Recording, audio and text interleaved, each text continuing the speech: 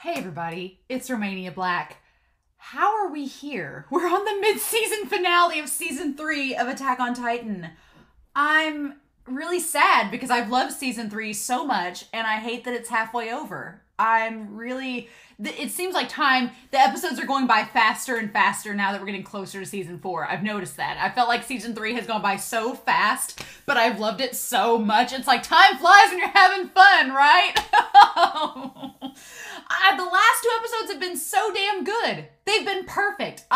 Episodes 10 and 11, I have no qualms with because, and it's personal bias for me, but as an audience member, some of my favorite episodes, some of my favorite narratives in any story, in any anime or any piece of media for that matter, are when we do flashbacks or standalone stories with side characters. I feel like it's a chance for the author to kind of go off script and do whatever they want and not care about the plot if they don't want to.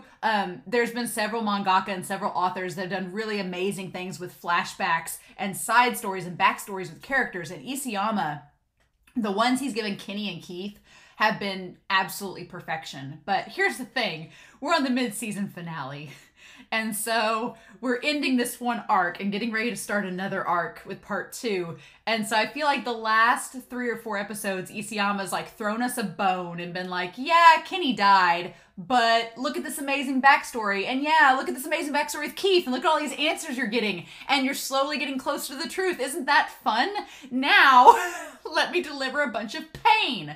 That's what I'm afraid of. I'm afraid Isayama is about to let the other shoe drop and things are about to get really shitty now that they've been like really great. So I'm like, that's exciting. Can't wait for that. So I'm recording this right before episode 11 airs on Patreon. I've spent a couple days, ever since I recorded episode 11, I waited a few days, but after this, I'm doing the recap, and unfortunately, this episode's gonna fall on a Tuesday, and I wanna have the recap up by Friday, and I work throughout the week, and so I know this recap is probably gonna be 3 hours long, just by how many notes I've taken. It's probably gonna get close to that. So for recording's sake and editing's sake, I need to do it over the weekend when I have time.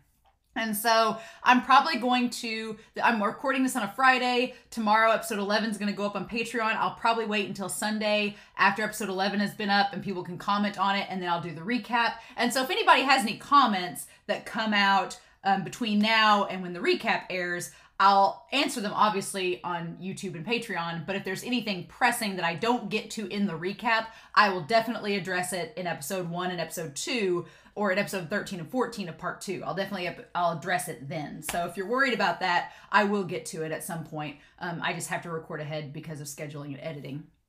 And I'm really excited about the recap because there's so much to talk about. There's so much to talk about. I was like, I wonder what I'm going to add to the notes after episode 11. And then episode 11 happened and it was like, oh, lots of things. So I don't know what to expect. This episode, it's episode 49, Night of the Battle to Retake the Wall. Gee, that sounds great. That sounds terrifying. I don't know what to expect because usually when the episodes have long titles like this, they feel like they're lead-up episodes. Like we had Outside the Walls of Orvud District. We had that one. In season 1, there were lots of, Battle of Trost this and Reclaiming this play and Battle of Stohess. There's like all these longer titles and they were all kind of setup episodes. And I feel like when we have a short title like Mercy or Smile or Scream or Warrior, then they're all like more crazy episodes, but I don't trust Isayama at this point. I'm like, nah, he's setting this up to be like, oh, it's just a regular old episode, no big deal, and it's mid-season, and I'm like, So either crazy stuff's gonna happen this episode, or we're setting up for crazy stuff to happen in part 2, and I'm not sure which one it is, and I'm recording this ahead so I'm not spoiled, so we'll see.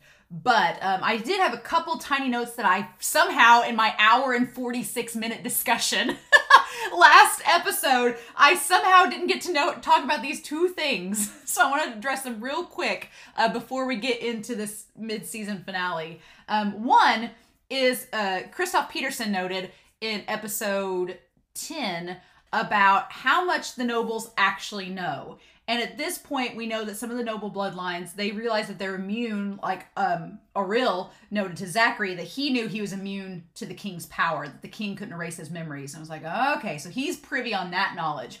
But Christopher noted out that we don't exactly know how much the noble families know about the whole situation, or how much has been passed down through word of mouth or things like that. What all has been passed down from generation to generation, we don't know. So there's a good chance that different families know different pieces of the story, as has been Isayama's thing. He's given us the knowledge that everybody knows part of the whole story, but nobody knows the full picture. Even Keith last episode, Keith knew from his perspective everything going on with Grisha and what he could tell us, and we, the audience, can piece together other parts because we know Grisha's story and Aaron's story, but we know stuff that Keith doesn't know. So it's interesting that Isayama's giving us the perspective of these characters who only know a part of the story, but we, the audience, are starting to fill in the puzzle. We're starting to get the whole context that not everybody else has. And I think that's rather interesting. The other thing was, I kept talking about Carla and I was going to bring her up, and then I forgot. So somehow I'm going to blame it on the wine that I forgot to bring up Carla. What I was going to say, and this last episode kind of disrupted that theory, but I had a theory where Carla, back in episode 12 and throughout season 2, Aaron kept having the flashback of Carla telling him that he needed to watch over Mikasa. She's like, you need to watch Mikasa. You need to help keep her safe. And from the outside perspective, it seemed like Carla was just saying, you know, you need to be a man. You need to protect your friend. And that's what men do. They protect others. They stand up and they're strong. And she's like, you need to do that for Mikasa. But now that we know that Mikasa is an Ackerman and we know what that means, a part of me going into episode 11 was wondering, well, does Carla know what the Ackermans, what that whole situation is? And that's why she's also asking Aaron to watch over Mikasa, being like, Mikasa's important. She's going to be important to you. She's an Ackerman. You need to watch over her. But after episode 11, Carla seemed like she didn't really know what was going on unless post-marriage and post this, Grisha told her these things, which he could have. He could very well have told her these things. We don't know. Unless that was the case, she wouldn't really know about the Ackerman thing. But that made me wonder if Grisha knows about it, right? Because if Grisha's been doing his research, if Grisha knew to go to the chapel and go underground and find Rod Reese and the family, and he knew about the powers of the coordinate and everything, then my guess is that Grisha figured out what the whole thing is with the Ackermans not being affected by the royal family. He probably knows that. So he visited the Ackermans all the time as a doctor, went to the outskirts of the city to go visit them, just on a house call, you know. I just leave the city to go visit these random people out in the sticks.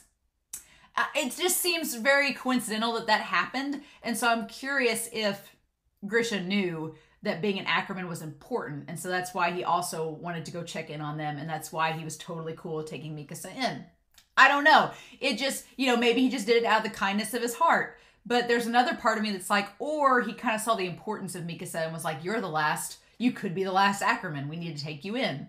And you could be the last one of the Eastern clan. We need to take you in. So, I don't know. It's just food for thought. But yeah, I am really nervous. Every time it gets to the last episode of a season finale, I'm like, and this series, season 1 season finale was like, a build up into season 2. It was definitive, it ended, but it was really to build up season 2. And then the season 2 finale was like very definitive. It was like, nope, book closed, that arc is over and we're done. And then season 3 started up in a whole new direction. So I don't know how this one's gonna go. If it's gonna be more like season 1, where it's just gonna build up into part 2, or if it's gonna close the book on this arc and then we'll start fresh for season 3, part 2. I don't know, one of those two scenarios. But I'm ripping off the Band-Aid. I wanted to wait until tomorrow night, but I'm like, no, I want to watch it now so I have a good day to digest it and then come back for the recap after I've heard your comments for episode 11 and episode 9 on YouTube. So yeah, this season, I can't believe we're halfway through. It's been so good. I love this season so much. I loved season 1's fine. It's great. In hindsight, I get why y'all are like, season 1's not my favorite. I'm like, I get it now. I love season 2 for everything that's done. It started the crazy train, but this one's like taking it up another level. And I'm like, okay. And y'all say part 2's insane. And I'm like, I'm not ready. So never will be ready, right? But all right, I've talked for 10 minutes somehow. So let's do this, shall we? It's just delaying the inevitable. So yeah. Night of the battle to retake the wall.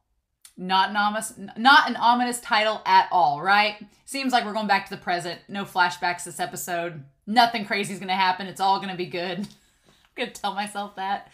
So in any case, we are going to start that episode here in 3, 2, 1, and I'll see y'all on the other side.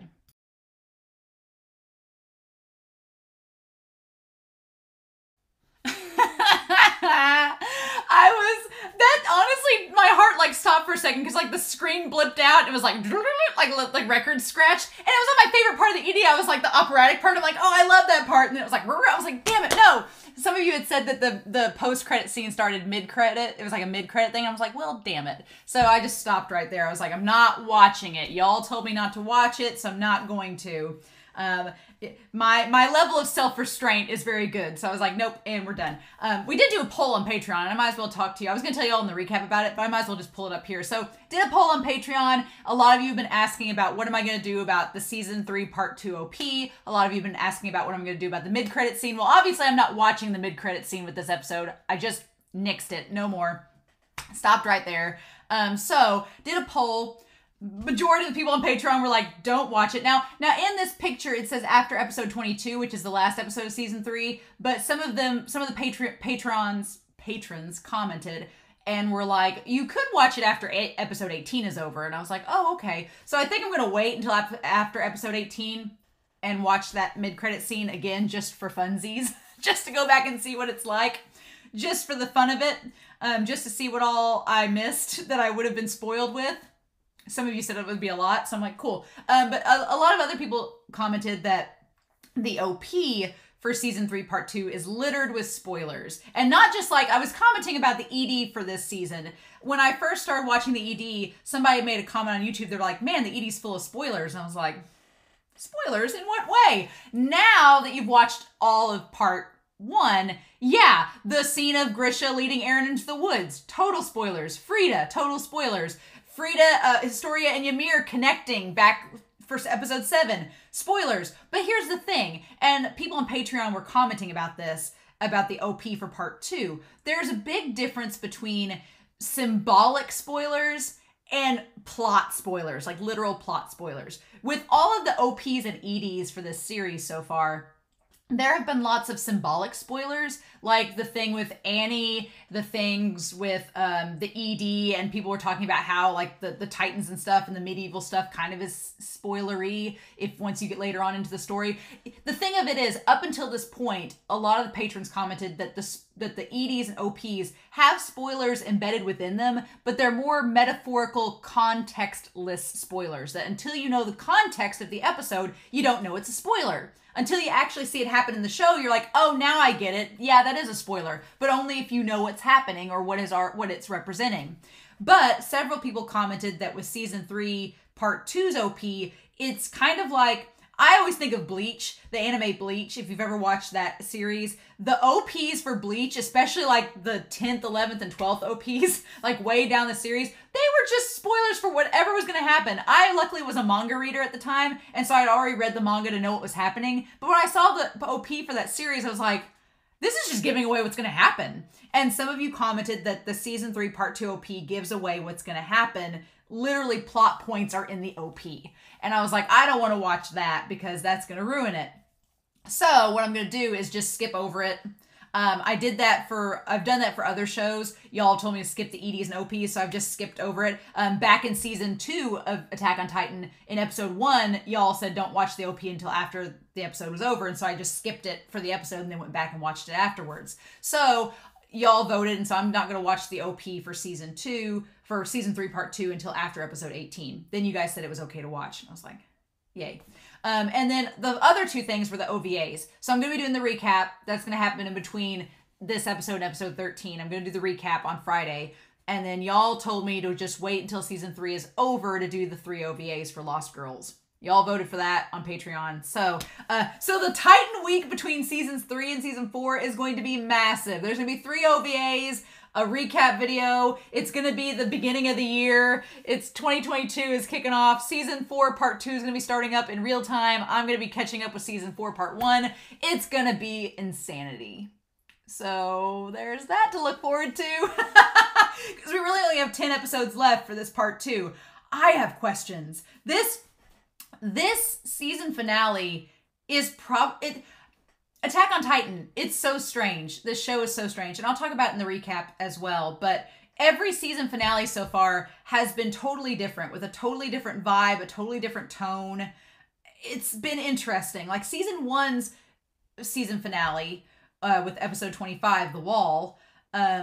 With that episode, it was all kind of like desperation and despair at the end. Like, yeah, we stopped Annie, but there was still a lot of confusion. There was stuff going on. The group was split up. Connie and Bertholdt and Reiner and Sasha and all them were in one group. Jean was with Erwin. Mikasa, Armin, and Aaron were in another group. Annie had been captured. There was all the confusion surrounding that. Levi had been injured. It was just a bunch of chaos and confusion at the season finale. And so it was all kind of building up into season 2 and getting us to be like, okay, well, what's going to happen now? The events of season 2 are going to be where we kick off right from the start, right? And then season 2 happened, and there were 12 episodes. And at the end of episode 12 of season 2, it was a very definitive end of an arc. It just felt like a book closing. Everything was definitive and over. Aaron had discovered his coordinate powers. He had unlocked those. We had failed our mission to go, and we recovered Annie and everything, but we failed our mission to stop Bertholdt and Reiner. We drove them away, and that was pretty much it. It just felt like a conclusion. Everybody was back together again by the end of it, right? And then this season has been so crazy so far, but part 1, it is still, I feel like season 1 ended with like confusion and chaos, and episode 2 ended like on a hopeful note that, okay, Aaron's figuring some things out, where he's got a power now, things are looking hopeful, he's got resolve. Season 3, this episode was ominous. It was ominous with a little blanket of everything's gonna be okay, but I don't trust it.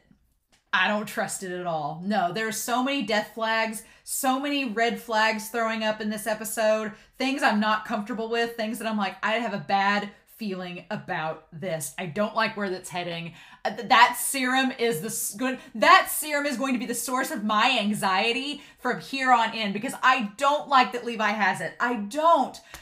And I know a lot of you are going to comment and be like, well, here's how he could use it. And I'm like, I know how he could use it. I don't like the fact that he has the option to use it. I don't. Because I guess we don't know enough about the Titan shifters, I feel like. We don't know enough about them. We know just enough where it's enticing, right? We know just enough where it's tempting. Where it's tempting. Like, Levi has this serum that can change stuff. Like, here's the thing. We have no clue what the Titan bottle means. Nobody's read it yet. So we don't know if it's armored Titan. We don't know if it's colossal. We don't know if it's beast, if it's female, if it's... that's my thing too. I'm like, a female Titan, there has to be something else to that. There has to be something else to Annie's. Maybe hers is just an armored Titan like Aaron drank, and her Titan form just happens to be female, and she drank the armored Titan. Maybe that's it. That would make sense. And Reiner's is a different form of armor, because one of you was commenting on YouTube. You're like, well, Reiner's Titan, armored Titan is different. And I'm like, I don't know these things. And so somebody else was like, well, it's not really confirmed. And I'm like, okay, whatever. It's just theorizing at this point. And don't spoil me.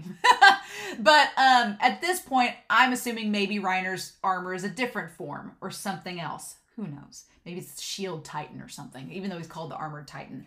So Annie's is probably closer to the bottle that Aaron drank back in episode 8. It's probably closer to that, if I'm guessing. But we don't know what bottle Levi has, 1. 2, the idea that Erwin's like, well, if you need to use it, I'm like, because it's going to make somebody into a dumb Titan. They're going to be a dumb Titan. They're not going to be a Titan shifter. They're just going to turn into a dumb Titan until they eat. So ideally, the only beneficial use of this serum would be if you were confronting Bertholdt, Reiner, or one of these Titan shifters and they were in human form, or if you needed to fight them in Titan form. Because I guess Grisha fought Frida while they were both in Titan form, and Grisha just literally bit off her nape and ate her in the process. So I guess if worse came to worse, your 2 options would be either one of the Titan shifters is in human form and you eat them then while you're in this Titan form, or you fight them and you eat them then. But here's the problem. If let's say Levi injected himself with the serum, hypothesis. Let's say he injected himself or one of the other survey corps members with this serum and they became a Titan. They would be a dumb Titan, one. They would not be able to turn back into a human unless they ate Bertholdt, Reiner, or one of the other Titan shifters. Or Aaron. That'd be the scenario. So they'd also be extremely inexperienced because they would have just turned into that Titan. So even if they fought Bertholdt and Reiner while they were in Titan form, Bertholdt and Reiner have been Titan shifters for a lot more time, so they're more experienced, right? So I can't foresee anybody in Titan form being able to beat them. I can't see it. So I can't see one of these characters turning into a Titan for the first time and beating Reiner and Bertholdt in a battle. The writing of that doesn't make sense unless that Titan shifter, unless Aaron and Reiner, for example, had fought tooth and nail in one of these upcoming episodes, unless Reiner and Aaron were like fighting tooth and nail, and Aaron like had beaten down Reiner within an inch of his life in Titan form, and then Levi injected this serum into himself or one of the other Survey Corps members, they became a Titan, and Aaron was like, here, eat Reiner, and like held him down and held him in place, and like put Reiner's like a meat shield between him and the other Survey Corps member turned Titan, and then they ate Reiner and became the Armored Titan. That's the only way I can see it working while you're in Titan form. That's the only way I can see that working. And then the only other option is when they turn back into a human, you feeding them to whoever turned into a Titan. Like, those are the two scenarios I can see this serum being beneficial, and that's probably their plan. But that's a gamble. That's a really big gamble, because if it doesn't work, they're either going to die in Titan form or they're going to run off like a dumb Titan and never be seen again. So it's like, you're essentially, that serum is going to doom someone to become a Titan, and either it's a gamble. Either they're going to become a Titan shifter or they're going to remain in a nightmare state the rest of their lives. Like, who would want to do that? That's like a last ditch effort move. And that's a trump card that I'm not comfortable with. Because and also we just established with Yuri in episode 10 that possibly these Titan shifters, they age extremely fast, so they don't live long. So it's like Astoria said back in episode 7, I don't want you to kill me again. Like, basically, once you become a Titan shifter, you are doomed to die faster than humanity, some way or another. And you're either going to get eaten by another Titan so that they can gain the powers, or you're going to die, or you're going to grow old and die. And that's, I wonder if any of these Titans have actually grown. I wonder if any of these Titan shifters have literally just aged out and died of old age and didn't pass on the power. I wonder if that's ever happened. I'm assuming Isayama will tell us that if that's the case. So I'm going to add that as a question to include in the recap. Have any Titans died of old age and just never passed on the power? And that could be it. You know, there could have been a lot more Titan shifters in the past, and some of them were so proud and didn't want to be eaten that they just didn't pass on the powers. And they're like, screw y'all, I'm just going to die out and the power will die with me. And it did. We don't know. So that could be it. That's a theory. But yeah, the whole idea of Levi, I'm glad Levi has the serum. I'm glad if it's anyone, it's Levi. That's the only caveat I have that makes me feel the tiniest bit more comfortable, is that Kenny gave it to Levi and none of the other Survey Corps members took it from him. I like that Erwin was smart enough to be like, let Levi was responsible enough and diligent enough to not let this just fall into the wrong hands or not use it without critically thinking about it. Because Erwin knows, as we've seen in the scene with him and Erwin talking, Erwin knows that Levi thinks a lot about his decisions, and he doesn't make a decision unless it's one he's not going to regret. So if we're going to give anybody the serum, it's going to be Levi, because Levi is going to make the right decision in the end, or the best decision for the moment. So yeah, Chekhov's gun, I'm like, that, giving him the serum and sending them into battle with it. But so much can go wrong. And what if the Titan shifters get it? What if the Titan shifters get it from Levi? What if they capture Levi and take it away? And they're like, oh, hey, here's this Titan serum. Gee, thanks. We're going to use that on somebody else now. And they get to decide who gets it. That's the scary part. The scary part is, what if they catch Levi and they take it and either use it on Levi or use it on someone else? Because, I mean, the thing of it is, if Levi is one of your best Survey Corps members, then why not use it on Levi? Why not use it on him and turn him into a dumb Titan? because then it's like, and just send them wandering away. I don't want that to happen, but I could see the Titan shifters doing that. If they just want to get rid of somebody, they're like, oh, you could kill us. Here, we're going to turn you into a Titan, just send you on your merry way outside the wall, and you can just wander around aimlessly in a nightmare state for hundreds of years. Go. This episode gave me such bad vibes. I've been doing good, Isayama. I've been doing really good. These last 3 or 4 episodes, I was feeling really like satisfied and like, I was like, yeah, Keith backstory, Kitty backstory, getting answers. And this episode, I was like, we're getting answers. And now it's like, it just feels like the calm before the storm, right? The sun is setting. It's going to be nighttime. And nighttime I feel calm at because it seems like everything's chill at night. No, nothing bad's going to happen. But then that day is going to break. And then it's going to be scary all over again. I'm like, oh, buddy, I'm not ready. But we need to go through this episode. I don't know if I'll bring Whiteboard Coon out, but we need to go through this episode because there is some things that we need to talk about. Definitely. So we got a recap. Didn't instantly go to the OP, which was good. It's possible to plug Wall Maria now. Yay. Yep. And we got the whole thing about Aaron doing the experiments, them creating the executioner from hell, saying that things are going to be basically setting up that things are going to be manageable while the scouts are away. While the scouts are away, it's going to be fine. We're going to be okay. Everybody's going to be able to, the garrisons and the people at the wall are going to be able to hold down the fort while we're gone because of the executioner from hell from the things that we've done. Aaron's fixed up the little hole there, the crack in the wall. Should be fine. Everything's great. I feel like giving us the rundown of Aaron being injured from overexerting himself, that seems intentional just to remind us, the audience, that yeah, Aaron can overexert himself and we don't need to forget that. And I also think it's important that we see Levi next to Aaron watching over him. Because the last couple episodes, and I'll probably talk about it in the recap, but the last couple of episodes have really laid the groundwork that Levi cares about Aaron. He cares about him. He wants what's best for him, and he's loyal to him and believes in him. And I feel like Levi and Aaron are our 2 main characters in the story. And this whole season basically has been serving as a way to kind of build Levi and Aaron up as those main characters. And so I feel like in this season to come, it's going to get crazy. And I'm not ready for it. So there. So there's that. But yeah, and then Hanji sees that as well. But Aaron's like, we just need to hurry up and get to Shiganshina. And then, of course, the moment they touched on that syringe in the case, I was like, they're going to bring it back up in this episode. Yep. And we can't read what that says. Here's the problem. Isayama creates this fake language, but we don't know what it means. It's just a fake language, and there's no translation. There's no alphabet. There's nothing we can discern. It's just whatever. So, yeah. One more. And then we got Armin narrating. After Kenny said that about the thing, there came another. One more thing to shape their fate had been found. Yeah, get bad vibes about the serum. I'm just saying. I know a lot of you are probably like, it's okay, Romania. It's an element. It's a MacGuffin and an element that I'm not comfortable with in this story.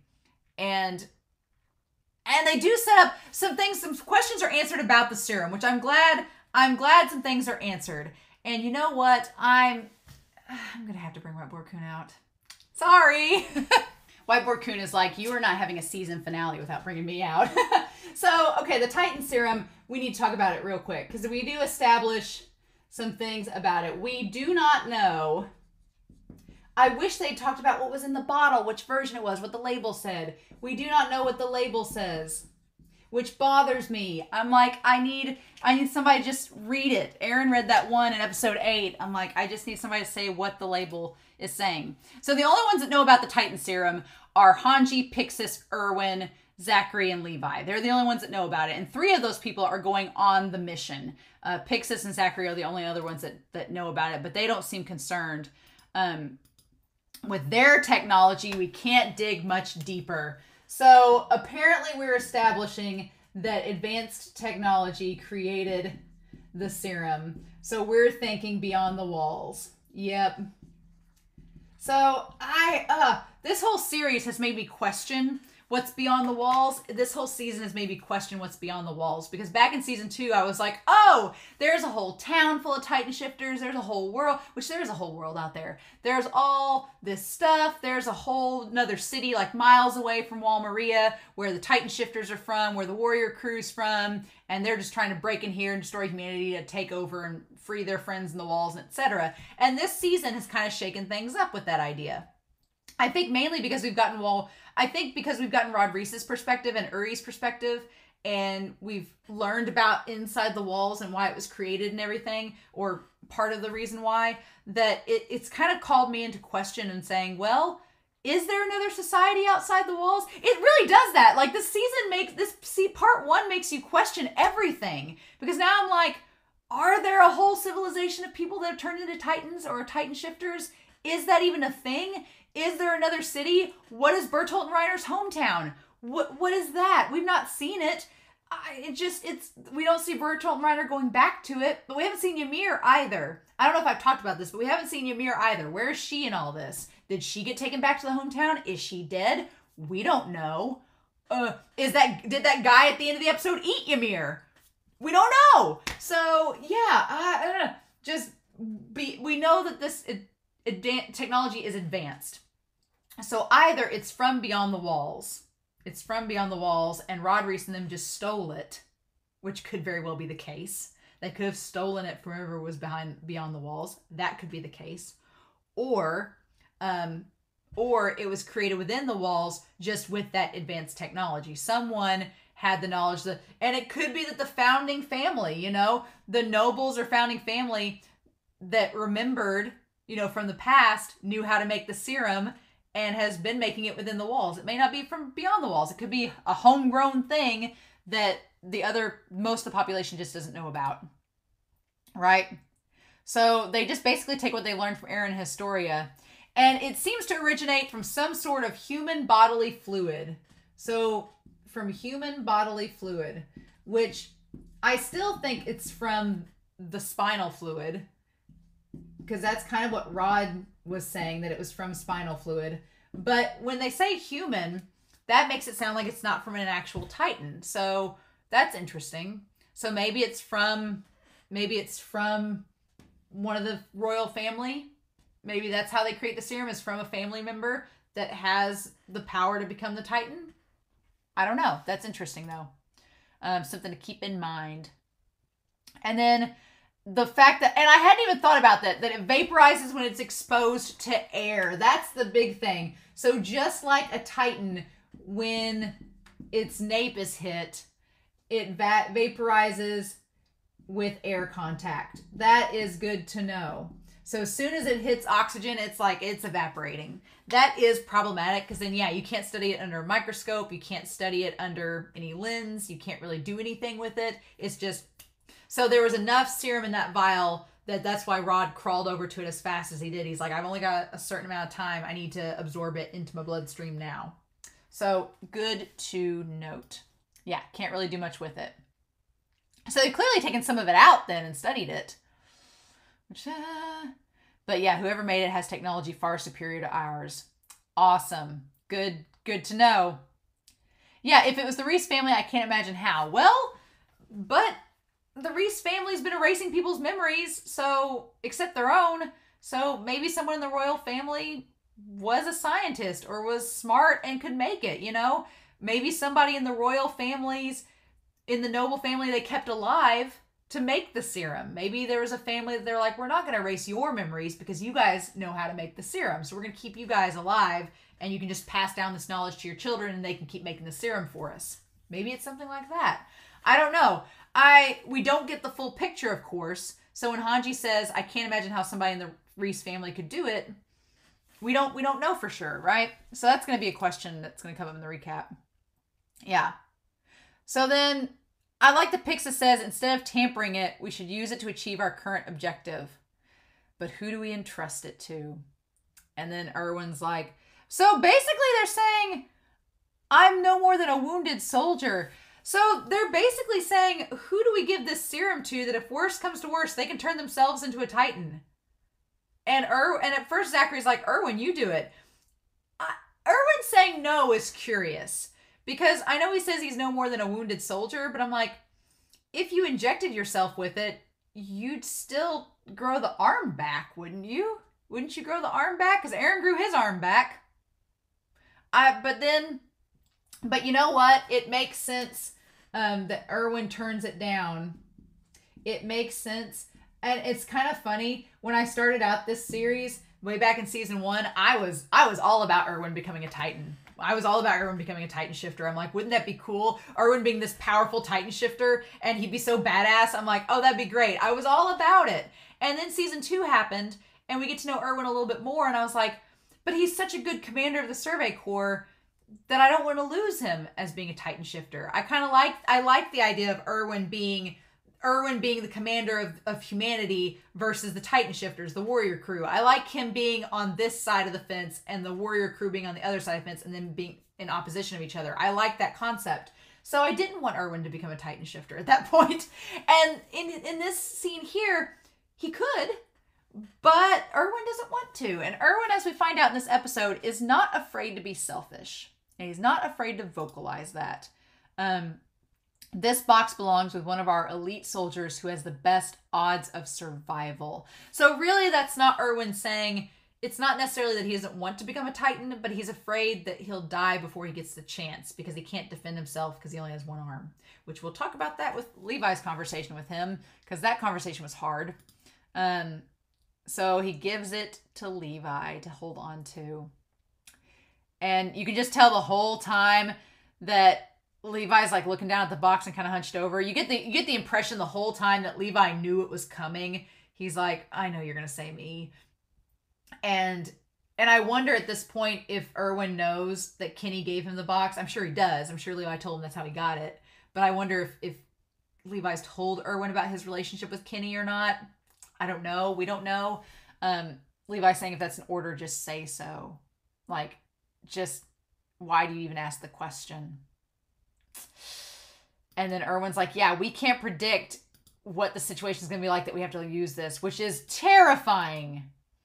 And we'll be relying on you to make a decision on the fly. If that's not foreshadowing, I don't know what is. That is such foreshadowing because Erwin's like, well, we never know when we're going to need it, but if we have to make a split decision in the moment, you're the best one to do it. And I'm like, that's such foreshadowing. I get this episode has made me nervous.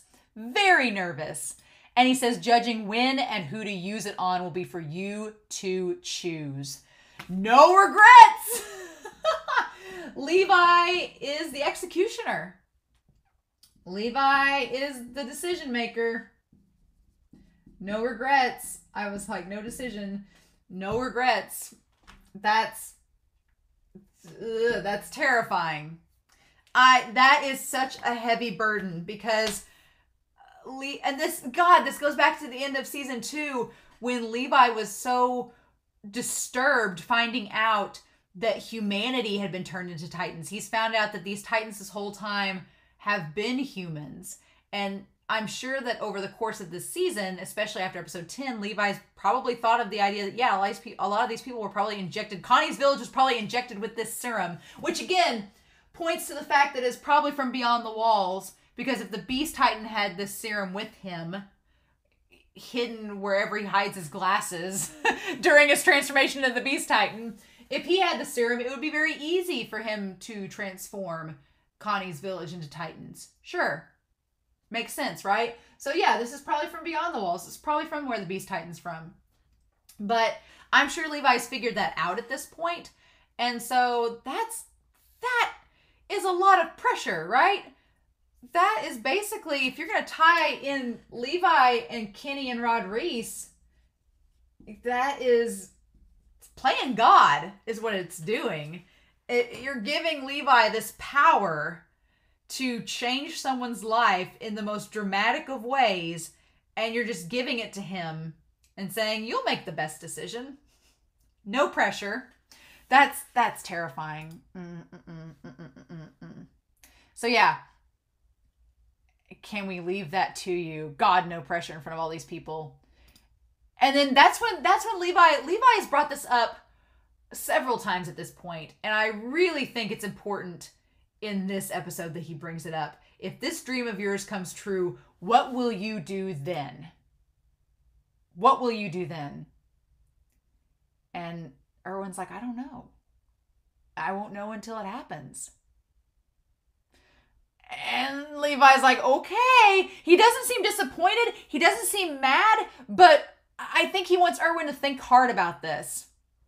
And nobody else is really questioning it at this point. Zachary's too concerned about unveiling this monstrosity he's created, this damn chair. And I love that Pixis is like, are you still on about that? And he's like, if the public saw what you're doing, their trust in the military will hit rock bottom. And Hanji looks so depressed in that moment, like the way they've drawn Hanji, they're just like, oh God. Yeah, no one is happy about Zachary's like human centipede chair. No one's happy about that. But then we get the close up of Levi with the serum in his pocket.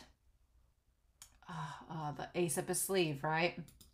And you looking at Levi's face, it's the face of someone that has a heavy, heavy burden. A really heavy burden. Because here's the thing, none of the other Survey Corps members know about the serum. I'm sure they don't. I'm sure Hanji and of the ones going on this trip, Hanji and Erwin are the only ones that know about it. No one else knows. So, and I imagine that Levi is not going to tell Aaron, because Aaron will freak out. You know Aaron's going to freak out if he knows that serum is there. He's going to be like, why did you bring this serum? No, we just saved Historia from getting injected with it. Why are you bringing it? And Historia's not going on this trip. So that's good to know. I'll have to double check, but I don't think Historia is going on this trip. She is staying behind with the orphans and the others. So that's important to note. So Historia, so that's probably the best thing, because if that's the case, Historia cannot become the coordinate. Yeah, it's great that Historia is not coming. They're leaving the last Reese behind because she's not only the queen, but because, yeah, if the Titans got a hold of her and turned her into a Titan and made her eat Aaron, then yeah, then they have the coordinate. It's all over. Which we need to talk about that. We'll talk about that a little more. Because I'm curious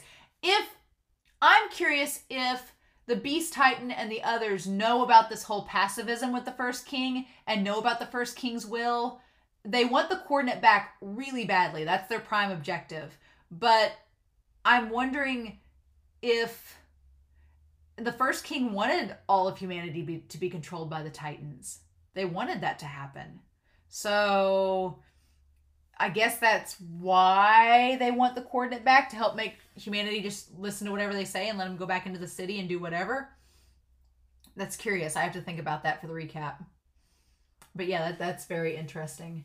So yeah, that's just Levi getting the heavy burden in this episode for sure. And then we get the OP. I've only talked for 30 minutes so far. I wanted to embrace this OP because it's the last time we'll see it. And holy cow, the tie-in with Armin and Mikasa in this episode, it all came full circle and all came back around, right? And it's not lost on me that the starlight and everything is that Aurora Borealis. And Levi looking at the three of them, it's tying to Levi watching them at the end in this episode, watching them from the sidelines. And then Erwin in this episode, it's tied to that. Historia is really the only one in this episode that we don't get any info about. But we got her in the last episode, so I guess that's just proof they're leaving her behind. Okay, so I'm going to go past the OP. I was going to comment in the moment, and I commented it at the end of the reaction, but in editing this video, I realized that and nobody's commented on this so far, so I'm going to bring it out now, that when the three of them are running away, I've been thinking this entire part one that the shoe falling at the end was Historia's, but it's not. When they run away, the three of them, our main trio, when they run away, we see Mikasa and the shoe kicks off. I think the shoe kicks off of her foot and it's Mikasa's. And then we have the key to the basement. The night of the battle to retake the wall. I honestly thought in this episode that there was going to be a battle I thought we were going to instantly cut to them at Shiganshina and it was going to end with the start of the battle, but it's just the preamble. This whole episode was just a preamble. It was just a setup, and I'm so glad that I'm going to watch episode 13 in a couple days. I'm so glad I don't have to wait. I definitely know why they made a mid-credit scene now, because this episode's such a tease. It's like, hey, there's going to be stuff happening. None of it's happening yet, but this is all set up for what's to come. And I'm so glad that they gave y'all that mid-credit scene to get you hyped, but that we can go straight into it. Because if this was the mid-season now and I had to wait 6 months, I probably would have gone crazy. So the timing of me watching this series is perfect because I'm going to be able to go straight into season 4, part 2. I'm not going to have to wait. I'm being spoiled beyond all belief, and I'm very grateful for it. But yeah, so I find it interesting that Erwin has this debriefing with these heads of the Survey Corps, and there's a lot of new faces, which I imagine are just Survey Corps members that have risen through the ranks and taken Mike's position and taken other positions too. They've taken Nanaba's position and things. So they've just risen through the ranks to replace those that were lost. But Erwin is really well animated in this episode. The shadow, the lighting, his eyes. Nathalie commented in YouTube that, or on Twitter, Nathalie commented that Erwin looks more like Historia's father than Rod Reese. And I was like, he kind of does. I honestly would like to see Erwin as like a foster father figure to Historia. That'd be actually kind of cool. And at the coronation scene, he kind of had that like proud look on his face, like he was proud of Historia and proud that she was taking on this role. So for a second, I was like, oh, that's kind of cool. Maybe he will be a foster father figure. But then all the death flags came out in this episode. And I'm like, he probably won't live that long for it to happen. And we're going to talk about it. And I just got over episode 5 of this season like 2 weeks ago. And now we're back on this train of me fearing for Erwin's life. Fearing for his life. So they come to the decision and the conclusion that Grisha Yeager is likely a human who came from outside the walls. That was what we theorized that in the last episode. But the theory is Grisha is from the outside. We talked about that in the last episode, and that was the theory.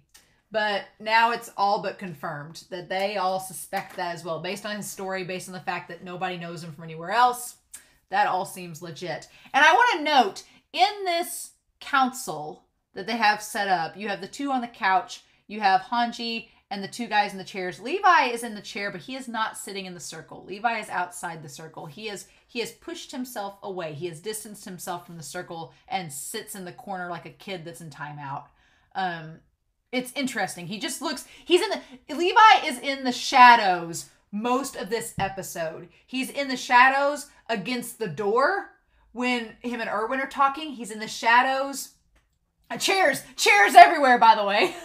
He's in the shadows during this scene. He's in the shadow by the door talking to Erwin. He comes in. He's been in the shadows during most of the fight between Jean and Aaron, and he comes in at the last minute. And in the alleyway, when there's Arm, Mikasa, and Aaron, he's in the shadows there too. He's in the shadows much of this episode, which I think is a symbolic representation of his doubt and his uneasiness throughout this episode. He's been given this authority and this piece of power, and Levi's like, I don't know if I wanted this. I didn't ask for this, and I've taken it on because nobody else can do it, but I don't like it. Like, it's a great visual representation of Levi's uncertainty about the situation. And I really like that. I really like that the show does that visually. I also didn't get to comment on the last episode, but I totally missed this. And by this point, y'all have probably commented in the comments about it. But they talked about the technology advances when they talked about the Executioner from Hell. And in the lanterns, Cheers 2.0, in one of the lanterns, they used the ore from the Titan skin to make like an LED luminescent light bulb. So it's not electricity, but it's a form of light either way. So that's interesting. The Titan's being used to advance technology. But yeah, very interesting.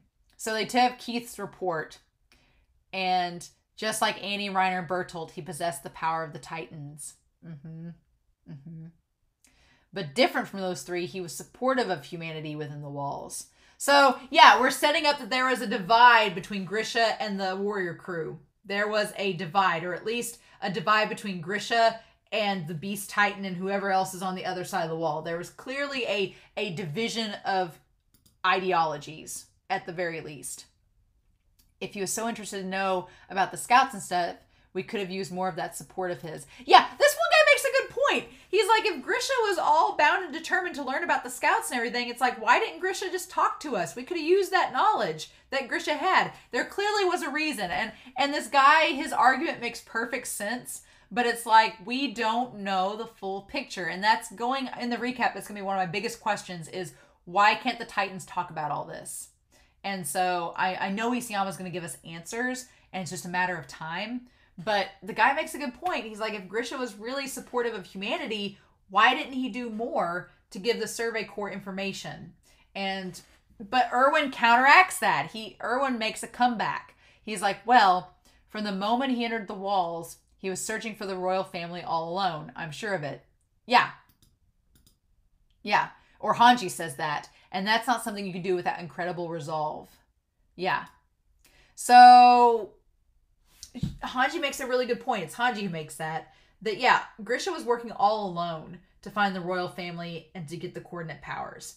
Hanji's theory is that there was nobody else helping Grisha at the time. He was doing everything on his own, which I believe. I think, looking back now that we've seen the full picture of episodes 10 and 11, I do think Grisha was acting alone. I don't think he was, working undercover with anybody else. So when Shiganshina fell, because he was so mortified about Carla's death, when Shiganshina fell, it makes sense that Grisha was enraged because his own people, if we're assuming that Grisha's from outside the walls with the Titan shifters, Grisha's own people attacked and killed his wife who he loved and nearly killed his son, then yeah, it makes sense. Grisha was not... I debated earlier on if Grisha had been working with the Titan shifters and had gave them intel to make the wall of Maria fall, but I don't think that was the case anymore. I think that Grisha knew that there was an attack imminent. He wasn't sure when it was coming. He just knew it was imminent. And something about that day, something about the day that Shiganshina fell, Grisha knew about something was going to happen, and he left to go see the Reese family on that day. Something was up. And so we just don't know what or how Grisha got the insight that something was going to happen. That's what we don't know.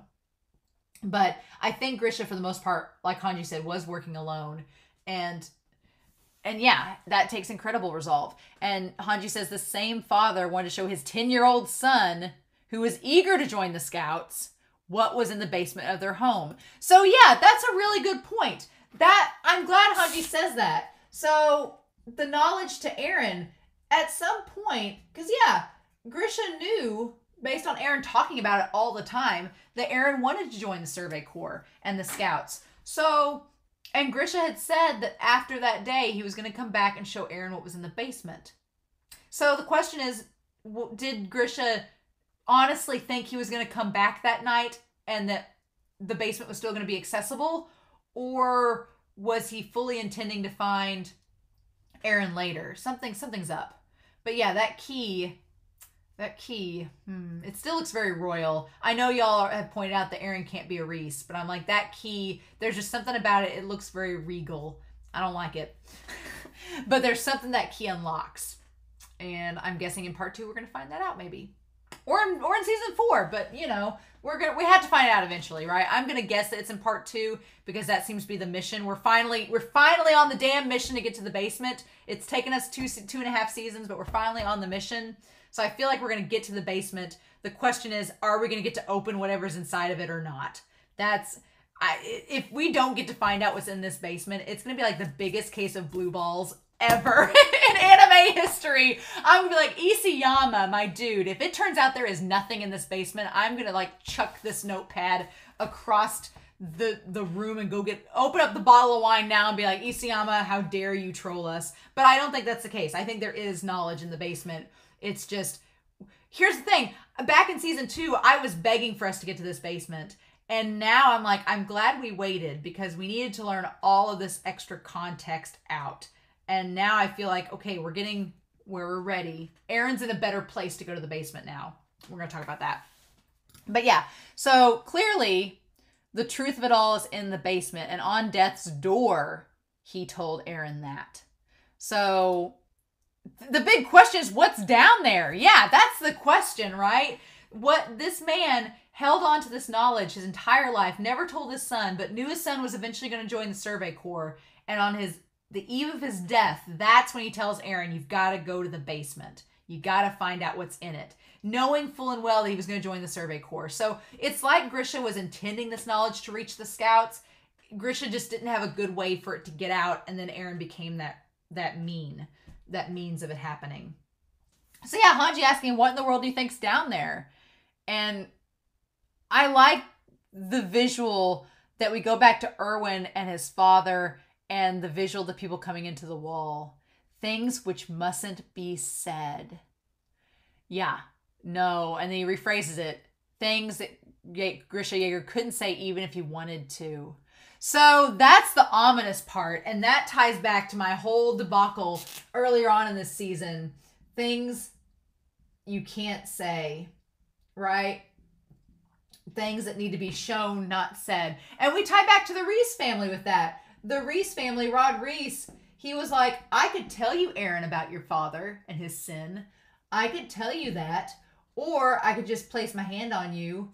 It's a terrible hand. Looks like a turkey. Fitting for Rod Reese. But he's like, I could tell you the exposition, Aaron, or I can just show you. And it could be, a plot device to show us the audience rather than just being a giant piece of exposition. But also, it's implying that there are some things that words can't describe. They have to be seen, right? You can't just talk about them. They have to be experienced or seen. So, yeah, Erwin's like, there's some things that Grisha couldn't say even if he wanted to. And that ties back Erwin in his mind to his father. Erwin's like, my dad couldn't tell me things because it would kill him. And it did kill him, right? He revealed too much of the past of what couldn't be known at the time. And he died for that. And so Erwin's acknowledging that Grisha was probably the same as Erwin's dad and just couldn't tell Aaron that information because Aaron wasn't ready for it. And if he revealed that information to Aaron and Aaron told anybody, it would out Grisha and Grisha could be killed for it. And Grisha didn't want that. So it all makes sense why he didn't tell. I was questioning way back in season 1 and season 2. I'm like, well, why didn't Grisha just tell Aaron what was in the basement back when he had the chance? But now that we know about the military police and the Reese family and that they were killing people that knew too much, it makes total sense why Grisha didn't tell him before now. But now that everything's gone to shit, it's like, okay, well, you need to know. There's nobody stopping us now. So yeah, that which the first Reese king wiped from our memories. Yeah, so they suggesting that the memories of the old world are in the basement. That's what Erwin's hoping, that the information about the old world memories are in the basement. But he acknowledges we can sit here and think about it all we want. We can theorize, but we need to go out and actually see what's in it before we do anything else. I'm like, So 2 days. The operation to retake Wall Maria starts in 2 days. And he's like, if you want to know what's in the basement, we're going to go see for ourselves. Isn't that what scouts do? And I love Erwin's smile in that. He's like, isn't that what we do? We go find things out. We go investigate. We go discover. Isn't that what we do? We go back to reclaim things that have been taken from us. It's like, it's a great idea, Erwin. I'm just terrified by it. Especially because we know that the Beast Titan in them, the Beast Titan knows that they're coming. He's waiting for them. Yeah. And so then they have the idea of the meat and giving the kids, that showing them that the adults can be relied upon. And so, yeah. And I do like that they acknowledge Keith for that moment. The one guy's like, what about, Commander Sadie's? He kept all this knowledge from us. Should we punish him? And Hanji's like, no, forget about him. We don't have time to deal with it. I like that Hanji's like, he's suffered enough. We don't need to punish him. And then I love this. They say you used to adore him. And here's the thing.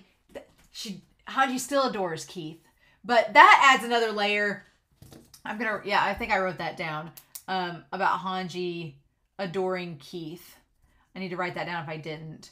That adds a whole nother layer to the last episode. Because one, Hanji adoring Keith it establishes why Hanji felt so betrayed by Keith abandoning his position as commander, because Hanji's like, you didn't leave the post because you felt bad for all the people dying. You left for your own selfish reasons.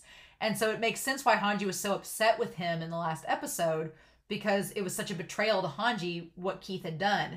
But in Hanji telling them to forget about Keith, Hanji is sparing him and showing that they do still care about him, because they know that he did the things that he did for important reasons. And so it is kind of like Hanji showing the adoration, just kind of in a secret way. I like it. So then, yeah, I like that I'm going to point out that on the table behind Erwin, there are 2 candles. And normally a candelabra has 3 candles. Normally there's 3 candles there, but 1 candle has been removed. And now there's just 2. And it's fitting because the 2 people left in the room are Levi and Erwin.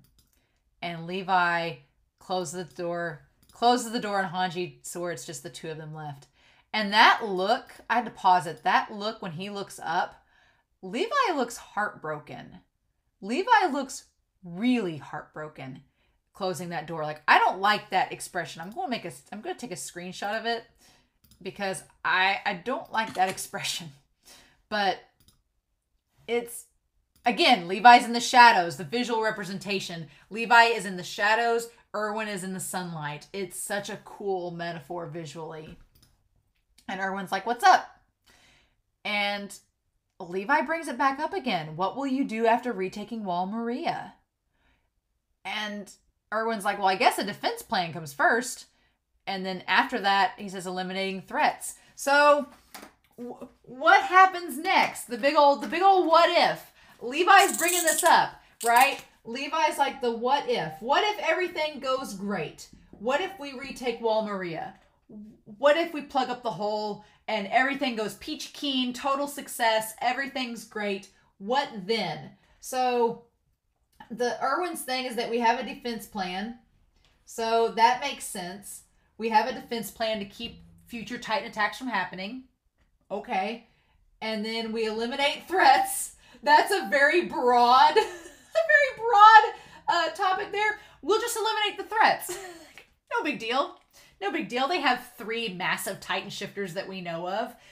Now we know there's 4. No big deal. Everything's fine. Just eliminate the threats. Yeah, that's a broad plan. Outside the walls, there seems to be someone hoping the Titans will eat us all. Yes, there is.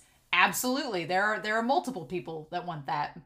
And the answer to who is in the basement, I'd imagine. Yeah. It's as I said earlier. So Erwin's saying, I wasn't lying. I think Erwin in that moment is thinking that Levi's trying to call him out and being like, what are you trying to say? He's like, it's as I said earlier. We won't know until we retake it. It's like Erwin's whole game plan has been about finding the truth out. And Erwin's been slowly gathering all the truth like he's been wanting. But as far as what happens once they retake Wall Maria, he's like, we won't know until we go to that basement and see what truth is remaining, right? And in Erwin's mind, he's thinking, my decisions after the basement will depend on what we learn and what is still left unknown. What parts of the truth will still be unknown once we get to that basement. So, but there's a reason Levi's asking him. He says, we'll plan after the basement. So Erwin's like, the basement is going to give us all of the future. Like, the basement is the key to knowing what else we have left to do. And Levi just looking really crestfallen here and saying, I'm asking this because you might not live that long. And at that point in the conversation, I was like, oh no. Yep. The death flags are back out on Erwin, because I was worried back when we fought Rod Reese, the King Titan, the Turkey Titan, back in episodes 8 and 9. I was getting vibes that Erwin, he's on the battlefield. He's got one arm. It's not safe for him, but there was enough distance between. There was 2 factors in episodes 8 and 9 that I was like, I was starting to feel like a little bit of a death flag towards Erwin, and then it started to kind of dissipate as the episodes went on. And the main reasons were, 1, the distance between the Turkey Titan and Erwin. There's a big distance there, and there was lots of room for Erwin to get away. And the other thing was that Rodriguez at that point was a dumb Titan. He wasn't focused solely on hurting Erwin. He was just attracted to all the people, but he wasn't soloing out any specific person. In this case, we are going into Titan territory where there are multiple Titan shifters who are intelligent, have far more capabilities of movement and combat ability than the Turkey Titan, and they are intelligent enough to know where Erwin is and which person is Erwin. They can single him out and attack him, and will likely do so because Bertholdt has all the reason to want to kill Erwin. Erwin slashed him across the chest and got Aaron from him. Erwin's the whole reason they failed their mission, so of course Bertholdt's going to want to kill Erwin. Absolutely. Reiner's going to want to kill Erwin because Reiner has... We've made Reiner up in season 2. We have made Erwin up to be their enemy. For sure. Erwin and Aaron are on their shit list. And Mikasa. Erwin, Aaron, and Mikasa are on the Titan Shifters shit list. They're not going to kill Aaron because they want to take the power from him. So they need him alive long enough to for somebody to steal the power. That's what they need. And here's the thing. Reiner and Bertholdt could very well have, now that I think about it, and now that we know, I think one of the reasons that I didn't, now that I'm thinking back on it, one of the subconscious reasons I was thinking that Aaron couldn't have both the coordinate powers and Grisha's Titan powers was because Reiner had every opportunity to become the coordinate. Reiner could have. Reiner could have become the coordinate. When he took Aaron away in episode 8, in episode 7 and into episode 8 of season 2, he could have become the coordinate. All he had to do was eat Aaron. That's all he had to do. But he didn't because they were told to bring him back. So that makes me think that there's somebody on the Titan Shifter side, somebody on the Warrior Crew side that they have lined out to get Aaron's power. Someone has been lined out to take that power back. It's not just going to be a random Titan Shifter. No. They have somebody in mind to take Aaron's coordinate powers. Because, yeah, Reiner, I don't know why I keep saying Erwin. Reiner could have done it. Reiner could have taken Reiner or Bertholdt at any given time could have ate Aaron and taken the coordinate powers. But they didn't. Because they were told to bring him back. So they have somebody in mind to take the coordinates powers back. Now, the question is, do they have a Reese family member on their side that they have lined up to take those powers back? Is there somebody related to the Reese family that they have in mind? That's what we don't know, right? But Levi is suggesting that the Titan Shifters have every reason to want Erwin dead. They know Erwin is the heart and soul of the Survey Corps. They know he is one of the best damn commanders they've had since the Survey Corps has existed. They know the power that Erwin has. They know the leadership he has. They know what he represents to the Survey Corps. And if they take him out, it is going to be a huge blow to the Survey Corps. It is going to be massive. So Levi is suggesting, he's like, I need to know, what is your plan if you die on the battlefield and we still reclaim Wall Maria? He's like, I need to know. Because we need to tell somebody that plan if something bad happens to you. We need you to write it down in a will, in a testament, something. And the shadows under his eyes when he says that, and then it cuts back to Erwin and we don't see Erwin's face, but we see him like reach down to his arm, like it's this one on here. He's like, you can't exactly move like you used to. He's like, you're not as strong as, you're not invincible. He's like, and Levi's like, look, let Hanji call the shots. Don't go. He's like, don't go on this mission. He's like, let Hanji call the shots. You'll just be dead weight. Let the good news come to you. And then we'll tell the others that I argued until you gave in. Levi's like, I'm giving you an out. I'm giving you an out right now. Levi's like, I don't want you to die. And this is, I get why y'all ship them. I do, because this scene right here, I'd been questioning the Levi-Erwin ship. No regrets made me go, okay, enemies to lovers. All right, I'm on board, enemies to lovers, because at first Erwin and Levi were totally enemies, but then Levi found this like purpose in following Erwin and being part of the Survey Corps. I get it. And then in the last 2.5 seasons, we've had Erwin and Levi constantly challenging each other, challenging their ideologies, challenging their beliefs and their decision-making process. And Erwin very much lets Levi give it to him, and he gives it right back. And so I'd been questioning, and I'm like, y'all still shipping these two? I was questioning it, but in this scene alone, I was like, oh no. No, Levi cares about Erwin for sure. If you had any doubts, Levi doesn't want him to go on the battlefield because he knows Erwin's probably going to die. He knows what's going to happen. He nearly died the last time they went on the battlefield because Erwin is a gambler and he'll put it all on the line and he doesn't care about his own life. Which is funny because we'll talk about that. He does care about his own life, but it's complicated. And he's like, that's what I intend to do. And he's like, you fine with that? And Erwin's look back to him looks just as heartbroken as Levi's expression. He's like, oh, you're worried about me. And I think there's a part of Erwin that knows that if he goes on this trip, there's a good chance he's not coming back, right?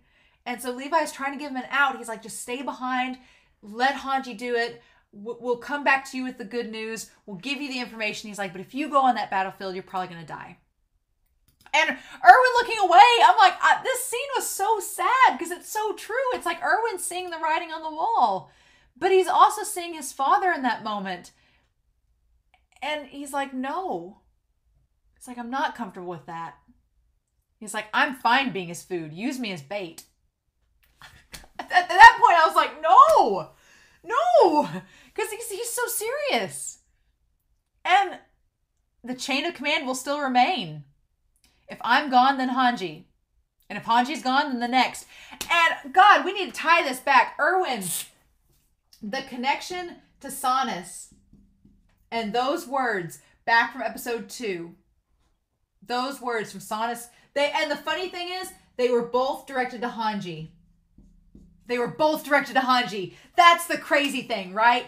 Because Sanus told Hanji back in episode 2, because Hanji was so like, well, we got you guys cornered. We found out the truth. We're shoving you guys out of your point of command and we're taking over. And Sanus was like, fine.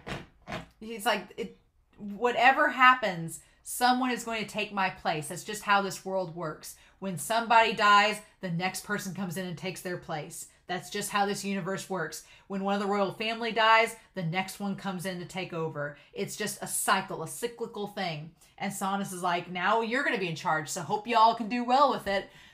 Erwin's saying the same thing. Erwin's like, whether I leave or go, Hanji's still going to be in charge in the end.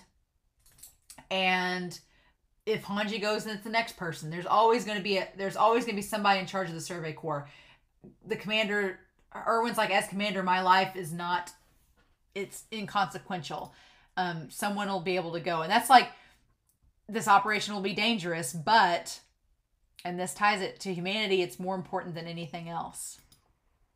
Yeah. So Erwin said that back in episode 12 of season 2. Erwin was like, keep going. Like when his arm got bitten by the Titan, he's like, keep trying to protect Eren. I'm inconsequential. And when all of his fellow members were dying around him, he's like, leave me, guys.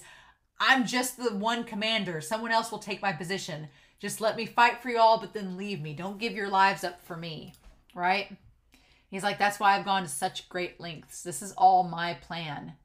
And if I don't do it, the success rate will plummet. Yeah, so Erwin's like, I created this plan.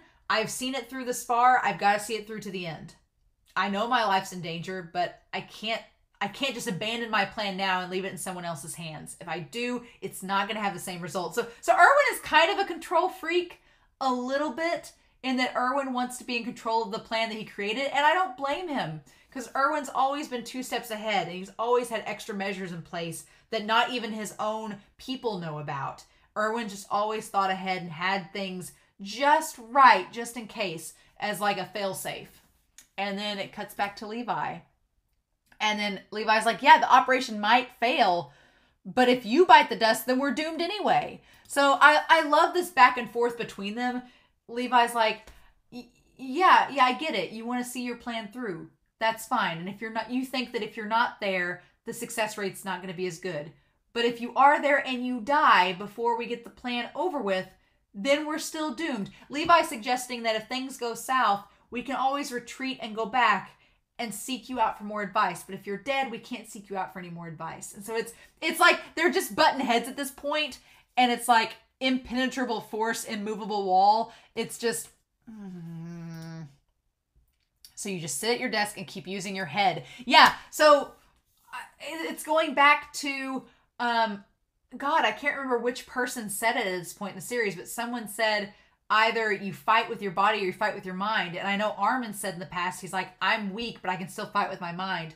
And Levi's like, Erwin, you're weakened. You still have a good brain. You still have a good mind. You can sit back here and still plan out things and give us orders, but you don't need to be on the front lines. But the last thing the Titans would want. And that's true. That is true. Levi brings up a really good point here.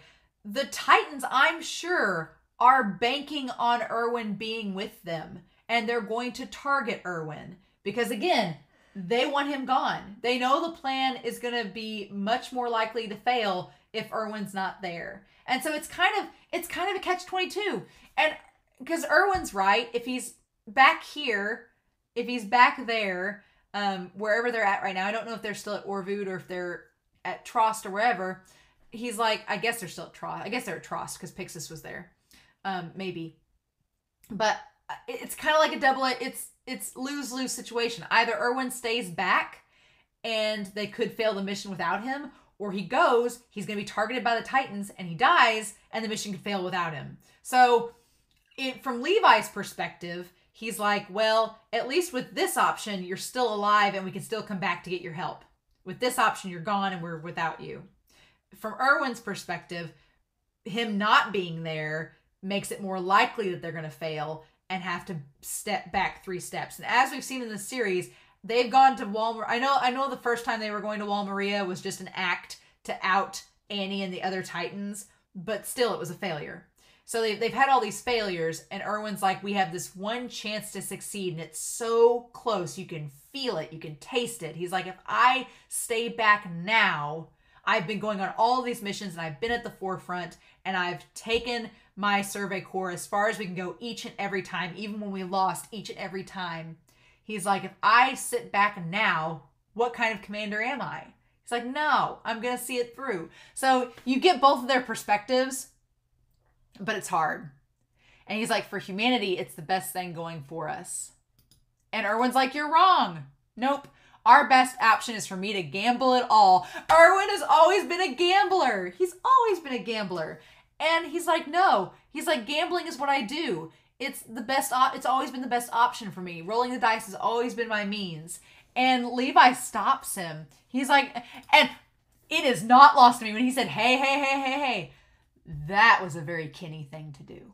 I don't know if any of y'all knows that, but that was a Kenny. The whole hey, hey, hey, hey, hey. That was a Kenny move. And I don't know if Levi has subconsciously done that out of, you know, Kenny. Like, I don't know if Kenny is like through osmosis become part of Levi, but that was such a Kenny thing in the moment. I was like, oh, yeah, the quadruple haze, that's a Kenny move. And he's like, wait, hold up. No. And Levi's face is so expressive in this moment. Levi's saying, if you keep using that bluff around me, I'll break both of your damn legs. He's like, don't you use that gambling thing with me. Nah. He holds out his hand. He's like, I'll break both your damn legs and I'll make it nice and easy to attach them later, but we'll proceed with you sitting here crying your butt off. And then it'll be bitch to get on the toilet while we're gone. And that gets Erwin smiling. He's like, I'd like to avoid that. I'm like, you two. Yeah, what you're saying is right. Yeah, Erwin acknowledges what he's right. That he's like, I am wounded and I probably should stay away. He's like, I get it. But there will come a moment when we learn the truth of our world and I want to be there for it. He's like, I've waited my whole life. He's like, my whole life, my only dream, my only goal has been to find out the truth. And I want to be there when we find it out. I want to know, I want my father to be proven right. And I want to know what the truth is. He's like, and I can't wait back here to get knowledge sent back to me. I want to be on the front lines and see it. And Levi's just like, he's like, is it that important to you? He's like, it's more than your legs? He's like, yes. And then he's like, more than humanity's victory? Yes.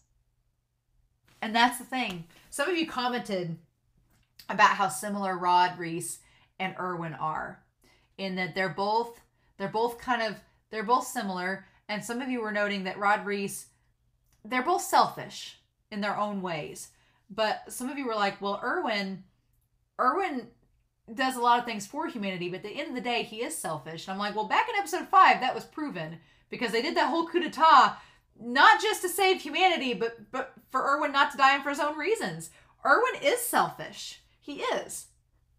But he wants humanity to flourish. He wants humanity to succeed and to go beyond the walls. He wants the truth to be revealed, but his means of doing so and getting that truth out there, yeah, they're very selfish. And he'll be happy to admit that for you. That's what I like about Erwin, is Erwin's character is very relatable, because a lot of people are selfish. Like, we all have moments where we're selfish. And the fact that Erwin is not only self-aware, but he embraces it. And he's like, yeah, I know. This is just how I am. And I have good intentions with that, but I am selfish. And at that point, Levi just realizes that, and he just kind of like sinks into himself. And he's like, well, I can't really stop you then, can I? And that's when he turns to go. And then he says, Erwin, I'll trust your judgment. Oh, that's, He's like, fine, I'll let you go. I don't like it. I think it's a bad idea. And I agree with Levi. I think it's death flags all around for Erwin. It's a bad idea. Now I'm like, I feel like Erwin's going to die, but I want him to see the truth. If he doesn't see the truth, if he doesn't find out the information in the basement, it's going to be the saddest damn thing. Don't spoil me, but I'm going to be so distraught and sad if we don't get anything from this, if Erwin doesn't find out the truth. I'm going to be so sad. I'm going to be so damn sad. If Levi has to go to Erwin's grave and tell him the truth, I'm going to cry my eyes out. I'm like, oh, damn it, no. I also want to note that in that moment, it crossed my mind rewatching this, seeing Erwin and Levi's conversation. It kind of reminds me a little bit of Kenny and Uri. Just a little bit, just a wee bit. Because in that moment, it seems like, there was that conversation at the lake back in episode 10 between Kenny and Uri, where Kenny was trying to figure Uri out and trying to figure out his motivations and why he was doing the things that he was doing. And Levi almost seems the same way with Erwin here, trying to figure him out and trying to convince him to not die. It seems very similar. And there's just something about it that feels similar to Kenny and Uri that I see in Levi and Erwin. It's interesting. So, okay, we got the public disclosure information. Meat. After the fall of Walmaria, there was a dramatic decrease in food production. Livestock in particular suffered due to the requiring plentiful land. As a result, meat became expensive and occasions to eat it are scarce. Yeah, so that's a real life thing. It's a very real life thing. You need land to grow cattle. I think my family raised cattle, and I think that they recommend that you have like an acre per cow. That's like the recommended, an acre of grass per animal is a healthy way to keep them happy. So if you've got 30 cows, you need 30 acres of land to be sustainable. So if you think about it that way, since Walmaria fell and, a third of the population came into the smaller wall, there's not been the land to raise livestock. And so meat has become more scarce. So they probably don't have as many cattle. They probably have to resort to other meat. Like this looks like ham. So it's probably like pigs or something that you can have in a more condensed area and raise a little bit more different, or like chickens and things like that. But yeah, it's a very true to life. I like that Isayama is applying that real life logic of how food scarcity would happen when you have a densely populated area like that. It's good to know.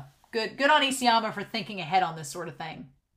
It also leads to hilarious hijinks. It's like we had this heavy, intense conversation between Levi and Erwin just now, and it just cut from that to this hilarious scene with the meat and Sasha and the meat. And so I like that the guy with the Survey Corps here is like, this may be a special night, but let's not let the public find out. Because yeah, basically Flegel gave the scouts 2 months worth of rations for this one night. That's crazy, But it was like, let's build up your strength now, right? And then there's the meat on the table. Behaving like soldiers will cause a ruckus. And they're all like, oh my God. And it's like Sasha's meat button has been pressed. And it's almost like she's like, am I dreaming? Oh my God. Ah. This is the night before we retake Wall Maria. So a day's passed. And then, yeah, you just see everybody freaking out and going crazy. We'll split it evenly. Nope. Everybody's going crazy. And it's almost like the metaphor of them being like titans in this moment, especially Sasha being like titans and just eating the whole thing like ravenous dogs. It's kind of crazy. But I like that Jean is like, don't start pulling that shit, potato girl. She's just eating the whole thing. And Connie's trying to hold her back. It's like she's inconsolable. I can't believe they actually called back to the OVA, to John's OVA in this. They called back to a sudden visitor. I'm like, amazing. And again, they actually point out that the reason Jean looks so different is his hair is growing out. His hair is growing out. So fun times. And then, yeah, Sasha just bites his hand like a damn titan. Oh my God. Have you lost your mind, Sasha? Yeah. Oh. And then, yeah. And then we immediately cut to Marlo just taking a big old chunk out of that. Do the scouts never get fed any meat? And then, oh, because Marlo's been with the military police, and I'm sure that they're inside Walsina, where there's the most resources. So they probably have meat all the time. Of course they do. And then, yeah, and Sasha's like crazed. You see Jean holding his hand in the background. But in Sasha's like crazed, she just punches Marlo straight in the face. And Mikas is like, just knock it off. And Aaron's like, oh my God. And Kai's like, I'm trying. She should be unconscious, but she's still moving. And I like the Hanji and the other leaders of the Survey Corps are like, so, well, we've blown the food budget. So should we have done this? I guess it's too late now. And then they just tie Sasha up and Aaron helps. Oh my God. I love this scene though. And Connie's like, can you believe this freak? Connie and Sasha, what a duo. I ship them so hard now after this season. And then, yeah, so Connie brings up that, can you believe it's the same woman that offered to share all the meat with us right before Trost? And Aaron's like, what are you talking about? I had forgot about this. Yeah, 4 months ago. Which, if you think about it, I started watching this show in July, August, September, October, November. It's been about 5 months since I started watching this show. About, half a year. It's been about half a year. So the amount of time that's passed since the start of this show to now has been about that time. Insane. Crazy talk. But the fact that this show has taken place over the course of 4 months, 120 days, is wild. It's like mind-blowing. And there was a shot that was extra here of when Aaron went to slice the Colossal Titan and they disappeared. We actually see Bertholdt with the things around his eyes and the ODM gear going away from under Aaron. Amazing. Absolutely amazing. I thought I felt sorry for you. That line, that callback to that line, that, it's all tying back to that. And then, yeah, Aaron snaps out of it for a second. And he's like, only 4 months have passed. Yeah. Insanity. But just thinking, 4 months, look how fast we've moved up the ranks because everyone around us has died. It's kind of morbid. But I'm glad that Aaron doesn't take it as morbid in that moment. He makes a joke out of it and says, it's because you're a genius. Aaron, my dude, Aaron's grown on me so much in this series. Especially in this season. I love that him and Connie have that little happy moment. He's like, let's eat before our food gets cold. And Sasha's like, just give me the food. And then, yeah, don't you see? So Jean, I like this friendship forming between Jean and Marlo, this forced, unexpected friendship. It's a friendship, I'm sure. Again, Marlo, is he Marco 2.0? I don't know. Maybe. But yeah, Jean talking to Marlo and saying, you're inexperienced, so that's why you're in the rear guard.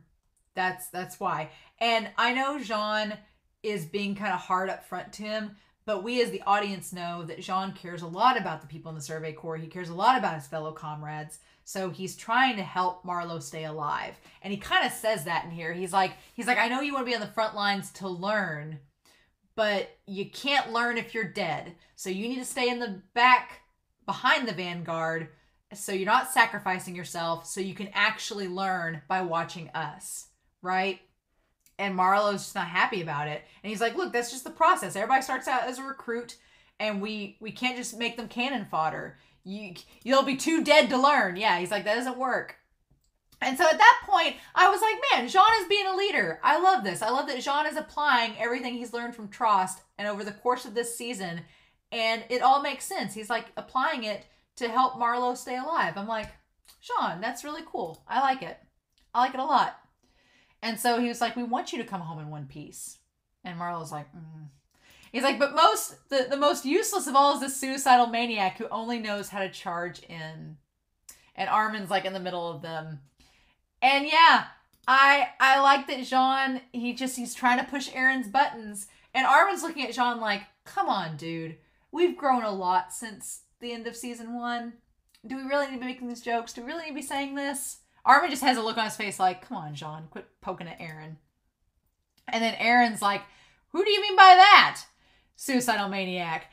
And at that moment, Jean and Armin's faces light up because it's like the first time that Aaron's been back. Like back to the Aaron that we know from season 1. Not rage mode Aaron, not flying off the handle going in like a suicidal maniac Aaron, but the Aaron that's like kind of cocky and has energy and spunk. Like that Aaron comes back in this episode. And I'm like, I'm all here for it because I like that Aaron had the character development in this season where he went through that emotional angsty phase because it was him rationalizing and sorting out all of these emotions.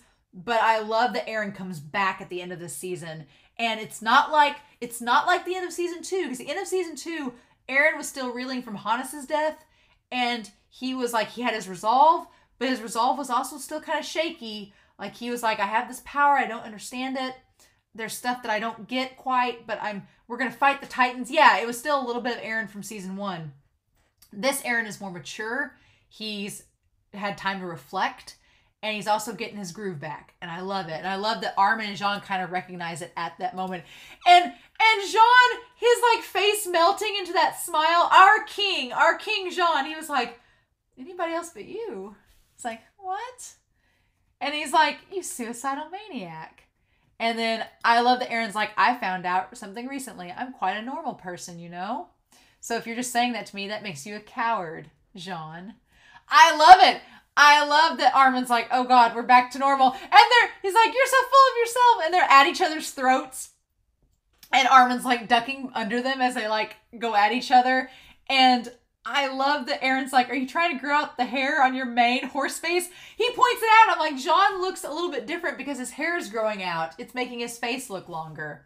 I'm like, oh, I love it. I love they just get in this fight. It's very reminiscent of season 1. And Connie's just like sitting there gnawing on a spoon like, should we do something? I love it. I love it. And Marlo's like, what's going on? I'm not privy to this. I'm not privy to these two fighting each other. It's such a callback to season 1. Just I'm actually all for Jean and Armin fighting each other because it's showing that there's some normalcy back. Like these two bantering and getting at each other is showing that they're getting back to normal. And Jean's like, seriously, if you didn't have Titan powers, you'd be dead 10 times over. You know that, right? And every time Mikasa would swoop in to save your ass. And I was wondering how Aaron was going to react to this. Because that's been kind of his whole struggle is the fact that Mikasa has saved him. And Jean's like, if you insist on being suicidal, then I'll have to kill you. And then Aaron's like, well, that's something I'll have to take to heart then. Fine. You should start showing your mom some respect, Jean boy. And that's the point from Sudden Visitor. I feel like if you didn't watch the OVA, if you didn't watch Sudden Visitor, that line would be such a throwaway line. But I'm like, Isayama, dude, it's such a callback. And it's so cool to see him like referencing a random OVA. Start respecting your mom, John boy. And then Sean's like, would you just forget about that? I love it. And Armin's like, should we stop him? And Mikasa's like, no. She's like, this is fine. This is what we needed to get things back to normal. And the two of them, I love that they're both like, why is nobody stopping us? And they both just look so... The humor of Attack on Titan is so amazing that it's just so morbid and dark. But they're both at this point just like, like they're just barely punching each other at this point. It's kind of hilarious. And they're like, I think I'm going to barf up all that we ate. And then guess what happens? Levi comes in and beats the shit out of him. He's like, nobody's getting rowdy on my watch. And then that's the end of it. Go to sleep. And clean that up. And everybody's like, yes, sir.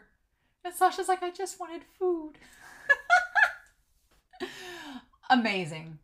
Absolutely amazing. And then we get the call back.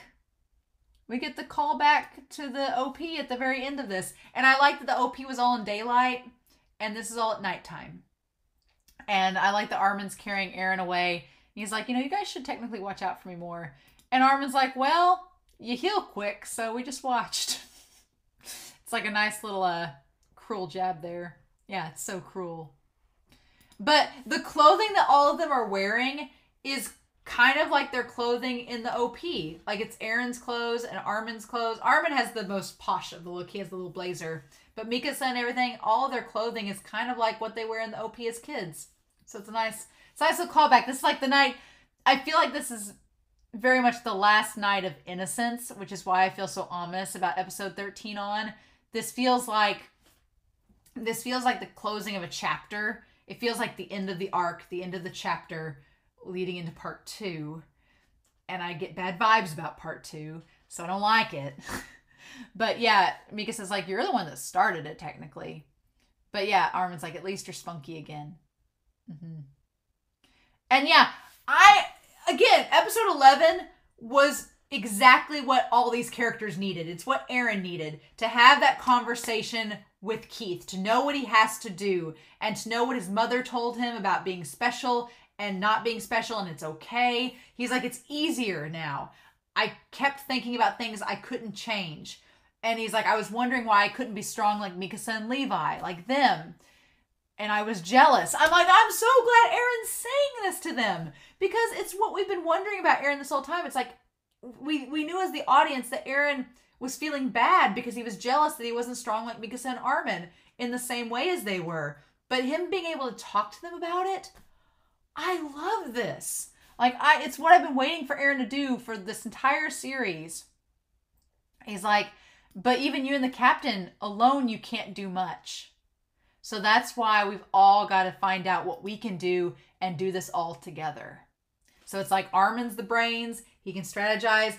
Eren's like, I've got the brawn. I've got the Titan powers. I can use that. Mikasa and Levi have the battle prowess. Like we all can work together. And that smile on Eren's face, it's like so refreshing. He's like, we join together and that's what makes us powerful.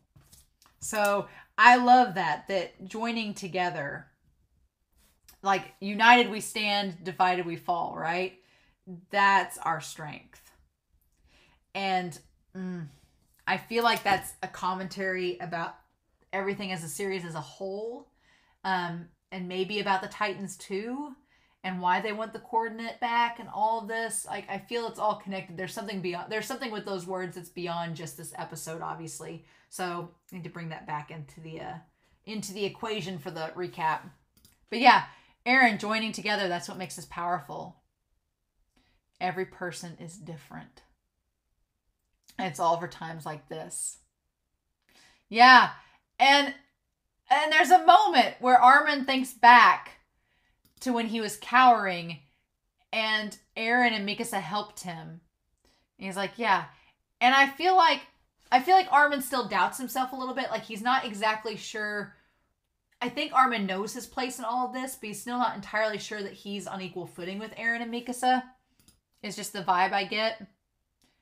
And then in that moment, it was a fake out too. For a second, I forgot Hannes was dead. I was like, oh, there's Hannes.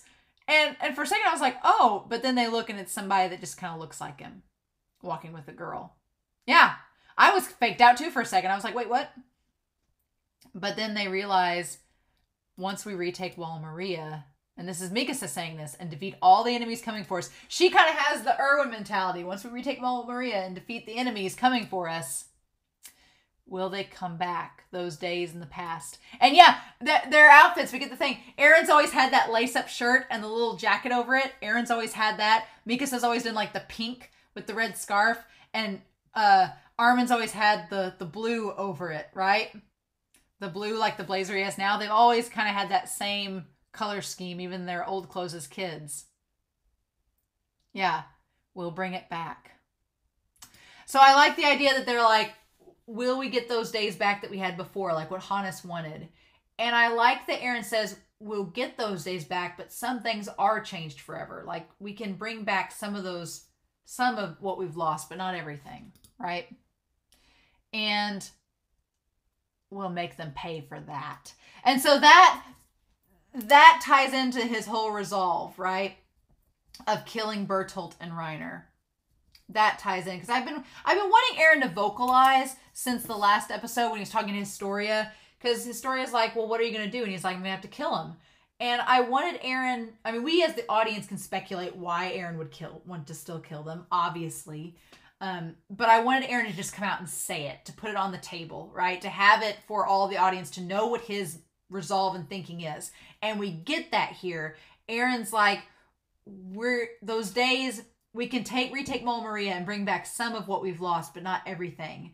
And for that reason, we can't bring back Armin's grandparents. We can't bring back his parents. We can't bring back my mother. We can't bring back my father. We can't bring back those that we've lost through Trost, through Shiganshina. And for that is why we have to make them pay for it. Because they made us lose all of that. Makes sense. His resolve, it all makes sense. I like this. And Mikasa's in full agreement. And Armin's like, but there's more to it than that. The sea.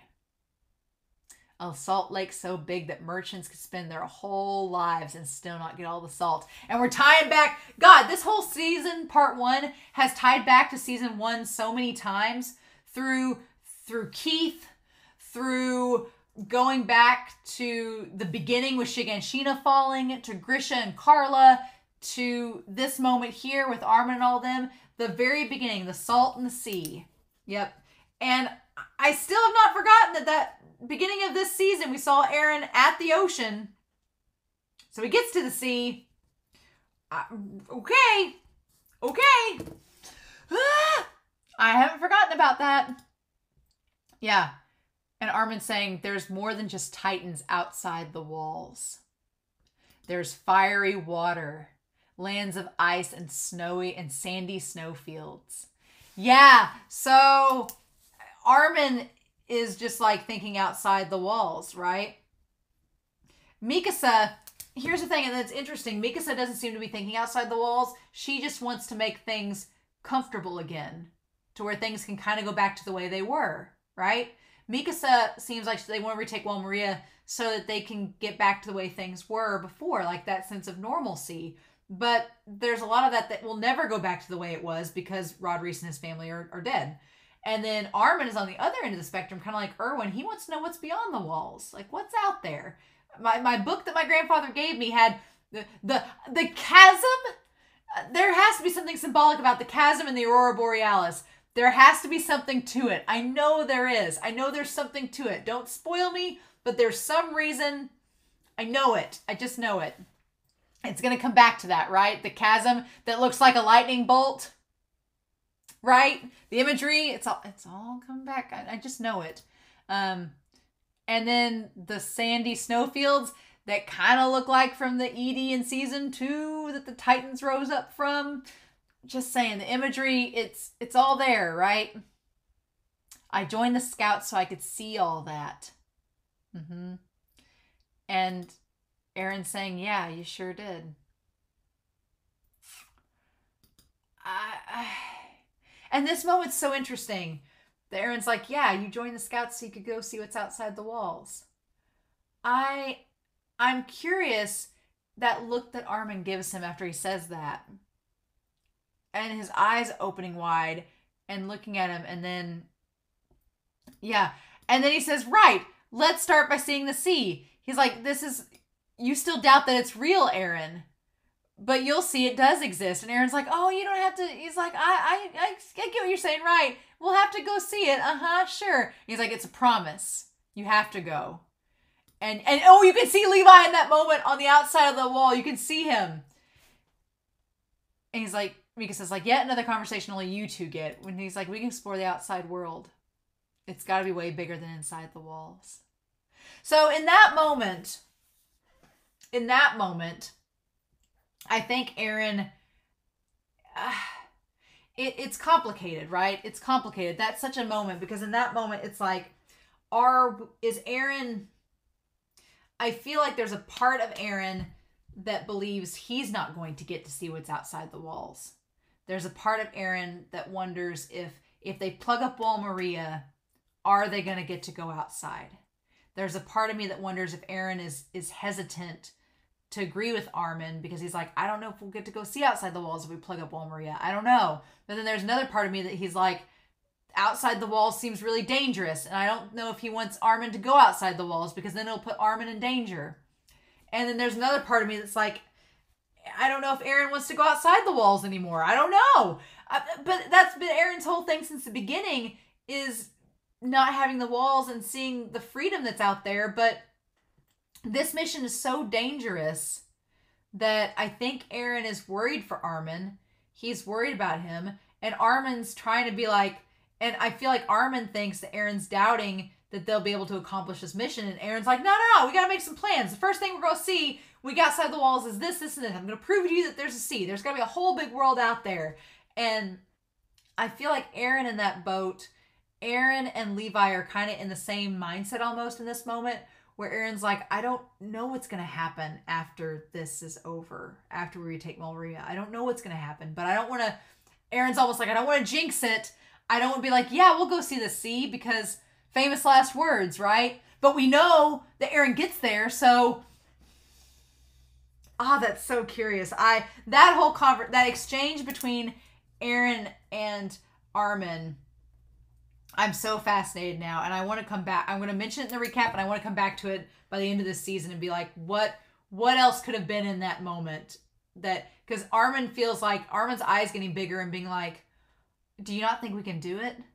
You know, or do you hesitate that there is stuff outside of the walls worth seeing? Like, what are you thinking, Aaron? Like, he doesn't want Aaron to get bummed out, right? So then he gets all excited again.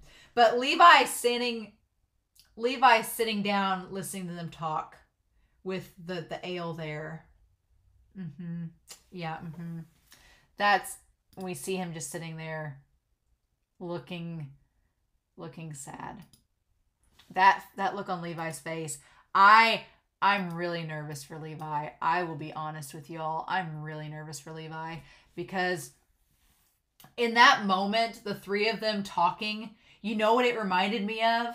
It reminded me of No Regrets. It reminded me of Farland and Isabel and Levi, when they're all sitting on top of the roof and they're looking up and they're looking up at the moon and the stars, and they're all sitting there in that moment.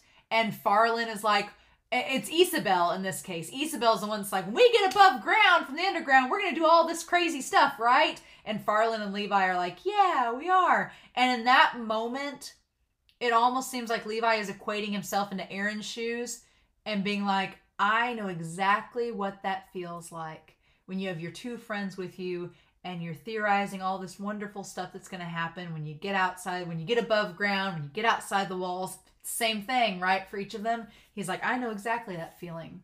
And then we all know what happened after that. Things went to hell, and Farland and Isabel died. So I'm going to talk about in the recap. I don't think Armin and Mikasa are going to die, but I'm really nervous. I'm really nervous because there's death flags for Erwin. There's death flags for Erwin. There's red flags for Armin. Mikasa I feel a little more comfortable with, I guess, because Mikasa's kind of like, I don't feel any red flags for her, but with Armin and Aaron, I feel some red flags. I feel definite red flags with Erwin and Levi. And Levi, I just feel his character has lost Everyone around him except the Levi squad and Hanji and Moblet and Erwin. Levi's lost everything. He's lost his mother. He's lost his uncle now. He's lost Kenny. He's lost his friends from childhood. He's lost his original squad. He's lost all these people around him. And you know that he's worried about losing Erwin, who he probably cares about the most out of everybody. He's probably worried about Hanji. He's probably worried about these three. Levi just has a lot on his shoulders right now, and he has that damn Titan serum too. I do not get good vibes, y'all. I get really nervous thinking about this, to be honest. But yeah, we just see him just staring. Ominous. Ominous is what this episode mainly is. It's like there's a lot of foreshadowing. We've tying everything back to season 1 and season 2. There's just a lot. There's a lot that's ominous, y'all. And then just before sunset, they head out. And I love that they have, and the three of them standing atop the wall with their gear and everything. And then we see Zachary and Pixis and all of them seeing them off. And Niall's there too, seeing them off. Yep. And then we got these guys. And the little cranes lifting the horses. And then, yeah, everybody sends them off. And Flagle. And they're all in Trost. Right? Is it Trost? Yeah, it is Trost, right? It's either Trost or Stohest. Maybe they're in Stohest. No, I think they're in Stohest, aren't they? Or are they in Trost? Thank you for saving our city. Yeah, I think they are in Trost. Yeah, because they are leaving from Trost because it's the edge of Wall Rose. Geography is my worst subject, so you know. Someone's got a big mouth. And of course, Hanji probably told Flagle, and Flagle told everybody, so that's how it goes. And all the meat was from the Reeves Company. Yeah, damn that Flagle.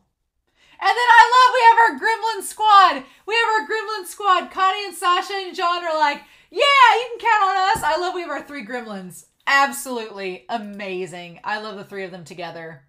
They're our other trio.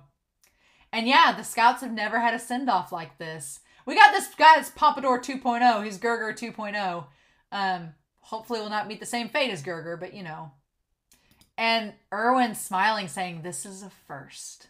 We've never had a send-off like this. Like, yeah, the first time they get sent off in a positive way after saving the city. Nothing bad will happen, I'm sure. I'm sure nothing bad will happen since they've been sent off in this positive way. But no time to think about that. Erwin raising his left arm into the air, his one arm, and Levi looking up at him like, what are you doing? And Erwin's like just yelling at the top of his lungs. Like, and here's the thing. The death flags are out, and the way that Levi is looking at him is the way that I'm looking at Erwin, because I'm like, you know what, Erwin? If you're going to die on the battlefield in the second part of this season, which the death flags are there, if he's going to die the second part of the season, what a send-off, right? What a send-off. A man that has been commander this whole series and has suffered defeat after defeat after defeat. From episode 22 in season 1, we saw him coming back and everybody being in his face, telling him how he failed and how he killed their children and what an awful person he was. And he just silently rode through the mud through all of it. And for him to suffer so much. And in this moment, he's like, if this is my, it felt like Erwin was like, if this is our last time, if this is my last time seeing these people and being the commander of the Survey Corps, and this is my last time going out on a mission, and I'm getting emotional just thinking about this. So it's like, I'm getting emotional just talking about it, but I'm like, Erwin's like, if this is my last time ever going out on a mission, I'm going to scream at the top of my lungs, raise my fist in the air, and give these people a proper send-off, and let them know we're going to do our best, and that I'm the best damn commander possible. Oh, man. And Levi just looking at him like, okay, Captain. And then he has the sword. The final operation to retake Wall Maria will now commence. Like, it's do or die. This is it. We're not coming back again. Oh. And then that's the thumbnail. The thumbnail is him with the rainbow getting on that damn horse. Getting on that perfect beast. Getting on that damn horse that's like Princess Bride style, been trained to get him off of the back of a Titan. Yep. That shot's the thumbnail. The shot of him in the twilight, right? I know it's in the twilight because it's about to be sunset. It's about to be the day. Erwin's gonna die. Yeah, Erwin got spared from being hung because you knew Erwin was always... ever since season 1, I'm like, Erwin's gonna die on the battlefield. That's always what I've thought. But in this moment, in the twilight of his era, it feels symbolic. It feels like the twilight of Erwin's reign as commander. He goes out on top. He gives the big cheer. The people are cheering him on. He gets to die by his own terms, right? It kind of calls back to Kenny. I've talked about how Erwin and Kenny are similar. Kenny's like, basically, what Levi was suggesting Erwin do is what Rod Reese suggested to Kenny. Rod Reese was like, okay, Kenny, just leave now. Go live out the rest of your days in peace and solitude and don't worry about anything. That's kind of like what Levi was suggesting here. He's like, Erwin, just sit back here in the office, pull your feet up, let us take care of this. We'll come back and tell you the good news. And Erwin's like, that would bore me to death. Right? And I think Levi senses that similarity. I don't know if Levi realizes the similarity to Kenny in that moment, but we, the audience, can see that similarity. This is like the twilight of Erwin's time as commander. Him on that horse, the sunset, it just hits perfectly. It feels like this is the twilight of his reign, and him and his horse with their back turned. It's like, this is our last hurrah. I'm gonna be emotional. I joked about y'all about having a memorial service for Erwin. I will if he dies in part 2. I'm gonna take a bunch of cards. I'm gonna put them out in my fire pit. I'm gonna take my portrait of Erwin. I'm going to light it on fire. I'm going to toast a marshmallow of it. I'm going to find a usable cover of The Gambler by Kenny Rogers and just play it over it. That's what I'm going to do. Mark my words. Mark my words. It's what's going to happen. And we see the Survey Corps, all of them in this moment, him looking over and him saying, advance, and leading the team. And here's the thing. They don't have carts. They don't have carts this time around because they don't need them. They have Aaron. There's no supplies needed, right? Just the ODM gear, the extra gas if they need it, the horses. They don't need the extra supplies because Aaron's able to plug up the hole. And Erwin leading on that beautiful white horse. And then there's everybody. Oh, okay. We've got, like, I like that this one person has on their back supplies. It looks like maybe canisters. Maybe canisters of extra gas or something. There's stuff being taken, right? And then there's Aaron and Armin and Mikasa and Levi and Hanji. And then the sun setting. Oh, and then here we go. The sun setting on the wall, on Wall Maria. You can see Shiganshina on the other side. Oh my God. And there's a box. There's the little kettle of things. There's like the little kettle cooking. And there's Reiner, and Reiner's got his, like, he's all bundled up. Reiner looks a little worse for wear. Reiner looks like he's got the scuff on his cheek, like he's been beaten up. And there's like a box there. And like food, like they've been eating. And he's all wrapped up in his blanket. And he's got his like military boots like the Beast Titan does. And then above him is this guy. This guy that kind of looks like Marcel. What? Who's this guy? Excuse me? Excuse me? Excuse me? I don't think he's a ghost. I don't think he's a ghost. Nope. So here's the question. He's sitting there, standing on top of the wall with Reiner. And Reiner doesn't look particularly happy about it. It's like they're getting ready and expecting him. So we have another Titan shifter in the mix.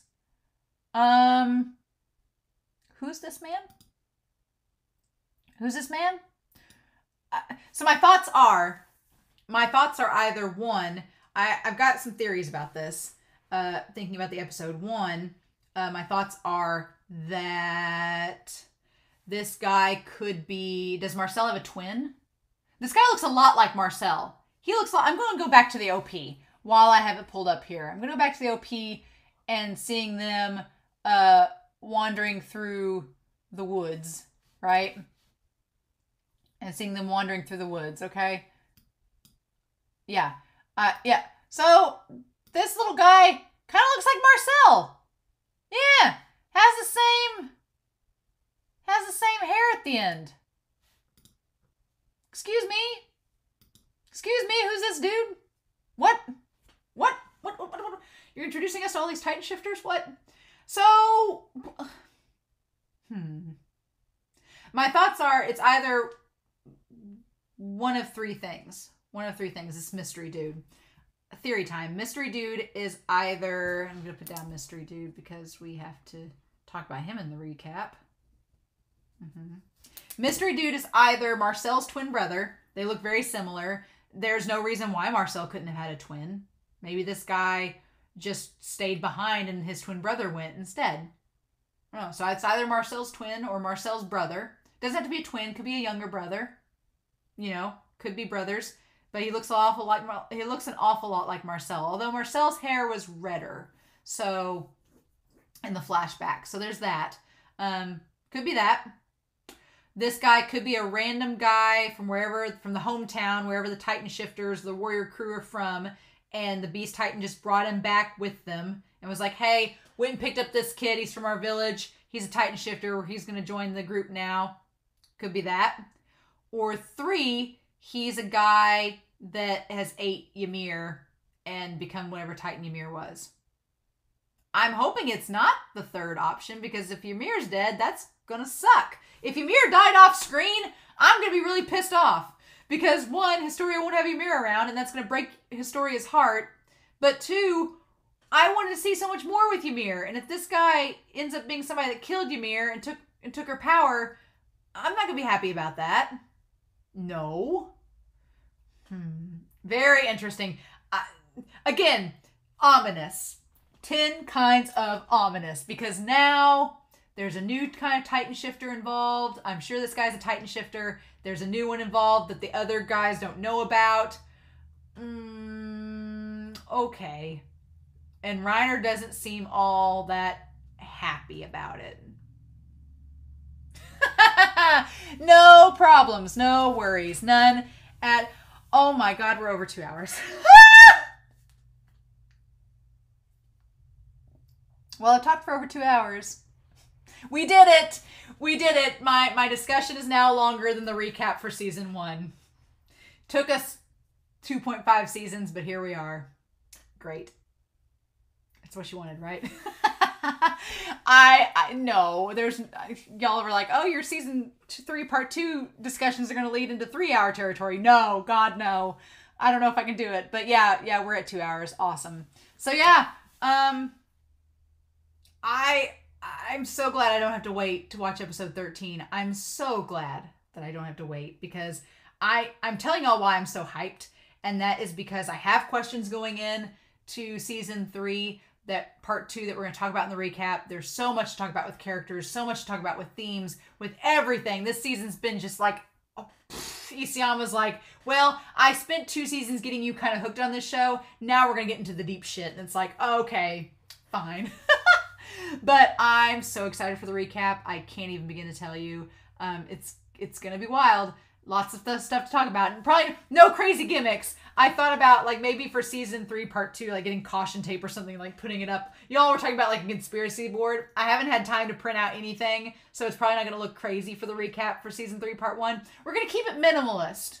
We're going to keep it minimalist going into part 2, and then at the end of part 2 going into season 4, I'll probably go crazy with that, because why not? But yeah, I'm really happy I don't have to wait 6 months to see this next episode. It's probably going to be a couple days. So, because I'm going to try to record a little bit ahead. But yeah, fun times. So yeah, I'm excited to know what your thoughts are about this mid-season finale. What your thoughts were. Those of you that watched this in real time, your thoughts having to wait several months before going into the next season. I can definitely see why they had a mid-season credit scene to get people hyped. I can definitely see why, but I'm glad I don't have to wait that I can just watch it and be like, okay, cool, and just go straight into it. So yeah, I'm excited for the recap. I hope y'all are too. It's gonna be a lot of fun to talk and do all the different things. No crazy gimmicky things, no songs to react to, but we're gonna still do the usual stuff. But yeah, I'm excited to hear your thoughts about this episode. Obviously, if you have spoilers, be like, Romania, don't read this till whatever episode, then do a lot of spaces, then spoiler, and then a lot of spaces and be like, into spoiler, stuff like that. But yeah, I'm so hyped, guys. Recaps up next, and then we'll dive into season 3, part 2. But in the meantime, I hope you all have a wonderful week. Please stay safe, take care, and thank you for listening to my long-winded ramblings. I'll see y'all again soon for the recap. Bye.